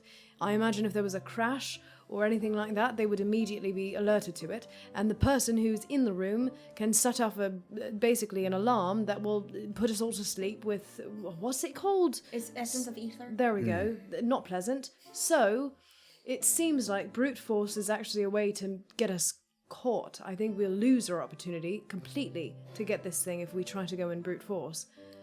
If it comes to it, I can create a void of sound. I can create pure silence in a 20-foot radius. Oh, right. That's useful. Does that work Not through? tonight, I can't. It would have to wait until early tomorrow Well, morning. it might have to be early tomorrow morning that we go in anyway, which obviously is cutting it a bit close. But 6 a.m. is the earliest we can do tomorrow morning. But I say let's approach one possibility tonight, which is getting this chest. Because if we fail, then there's time in the morning to try your way. well, at some point we might have to do brute force, but there are some other strategies that we might be able to employ. How many guard the room? 2. And again, At night. they're just saying that there's at least 2 people at the Broken Crown Station at all hours. During the day, there's quite a bit more than that. You saw that. But they said there's at least 2 people stationed there At night, there every are 2 single people hour. stationed there. Without someone to take us down to the room and into it, I imagine it's a locked door. I'm not sure we'll be able to get in without actually forcing the door open. As soon as we force the door open, that'll cause sound, especially if we're doing it tonight, which would be the best time to do it because we don't want to do it in the morning. There are too many people there. So we go down there and try to brute force it. They're immediately going to, release the ether, and we're going to pass out before we can crush the stone. So I think the best way to do it is by stealth. I understand your frustration, Graven. I'm just thinking that whatever way that you think you might be able to attempt it, do so, maybe without me, so that if it fails, then I will be the only one going in with force. Well, We will cross that bridge when we get to it. let's hope we don't get there. Okay. Right? Okay, so the big one. We're going in with the big one. So you keep the other ones. Cool. Do you need crystals? No. Why not? I mean, can you not use it? Can they be returned? Well, you guys can't find any use for them. Come on, they're quite nice, right? You said you could focus your energy. Quite brittle, I thought. No, these ones aren't. Right. Not particularly. But they're arcane focuses. They're not a holy focus, so you couldn't channel clerical spells through them. I would have no use. Really. They're very pretty, Just I guess. because, depending on how you're feeling tonight, and if you are truly going to stay in your room, maybe I take that healing potion back, just in case things get a little squishy. Of course, yes. So I have plenty of healing potions. We will be Okay. for a combat. I if don't we want to face it. kill anyone in the Broken Crown, especially not while Oh, we're investigating. Yeah, them. no, I meant for the chest. I don't want to kill people in the Broken Crown. God, either. I'm I got a tired. healing potion, so when we go in there, we can chug them while we kill a bunch of Wait, broken no. crowns. Yeah, no, I meant when we go south. When we go south. Okay. Oh, other Is there thing. any way I could, Yeah? if I could come with you tonight, if I could sneak out? I don't think that's a good idea. I don't think it's a good idea. That's a big It's not a risk. good idea. It's a terrible idea. I hate that idea. All right, I hate having to sit here and stew. Yeah, well, Well, tough. you could go play cards. You were having fun with those friends. Vayne, Oh, you don't have any gold. Vayne offered me. I've got And a Safira few silver now. I'm gonna give him 10 gold and Ah. just. Look, you can play cards at I'll least if you're hold bored. on to this for now.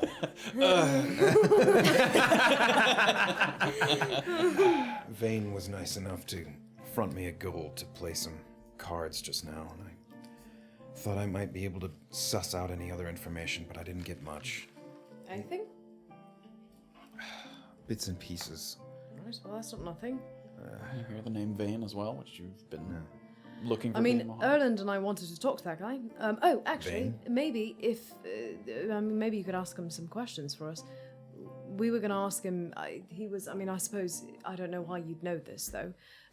We had gone to see Sondero, that weapons master guy, and he had mentioned to us that Vayne had started in one of his programs but couldn't complete it. One of the programs that was accelerated. He had been taking extract, I suppose, for it, and he dropped out. Myconid extract. Yeah, and we don't know why, and we wanted to ask him how exactly that was, Sorrendero was frankly very open when we asked him about it, but I'd like to know what happened to him. So if there's any way that you can try to work that naturally into conversation without seeming weird, good luck, but... Okay. Oh, last thing, there's a possibility, so Massif sent me a letter, didn't get to see him, met with Lieutenant Colonel Warburg. He seems to be under the impression that Void 2 could be a combination of, and I'm trying to say quiet even though we're in the room, Void 2 could be a collaboration between the Gentle Void and the Broken Crown. He thinks it's possible. We're not 100% sure. To what end? I imagine financial gain and power. That's usually specifically in this part of the country. Specifically in this part of the country is where not the Gentle Void, but actually Right, but both the Gentle that Void would- and the Broken Crown are seeking to gain more power. Right, but that would benefit the Broken Crown much more than the Gentle Void in this part of the... I don't know how they're... Because the Gentle Void has much of a better hold here. I don't know why they would feel the need to team up with anyone. I suppose what they're doing is, secret and rather difficult. So... I don't know. I don't know much about it at all. We're going to have to get more information, but I figured I should tell you, just so we all are, have our ears to the ground. And not only that, because we should be careful who we trust in the Broken Crown. And you might eventually, not this contract, not tonight, don't sneak out for the love of fuck, please.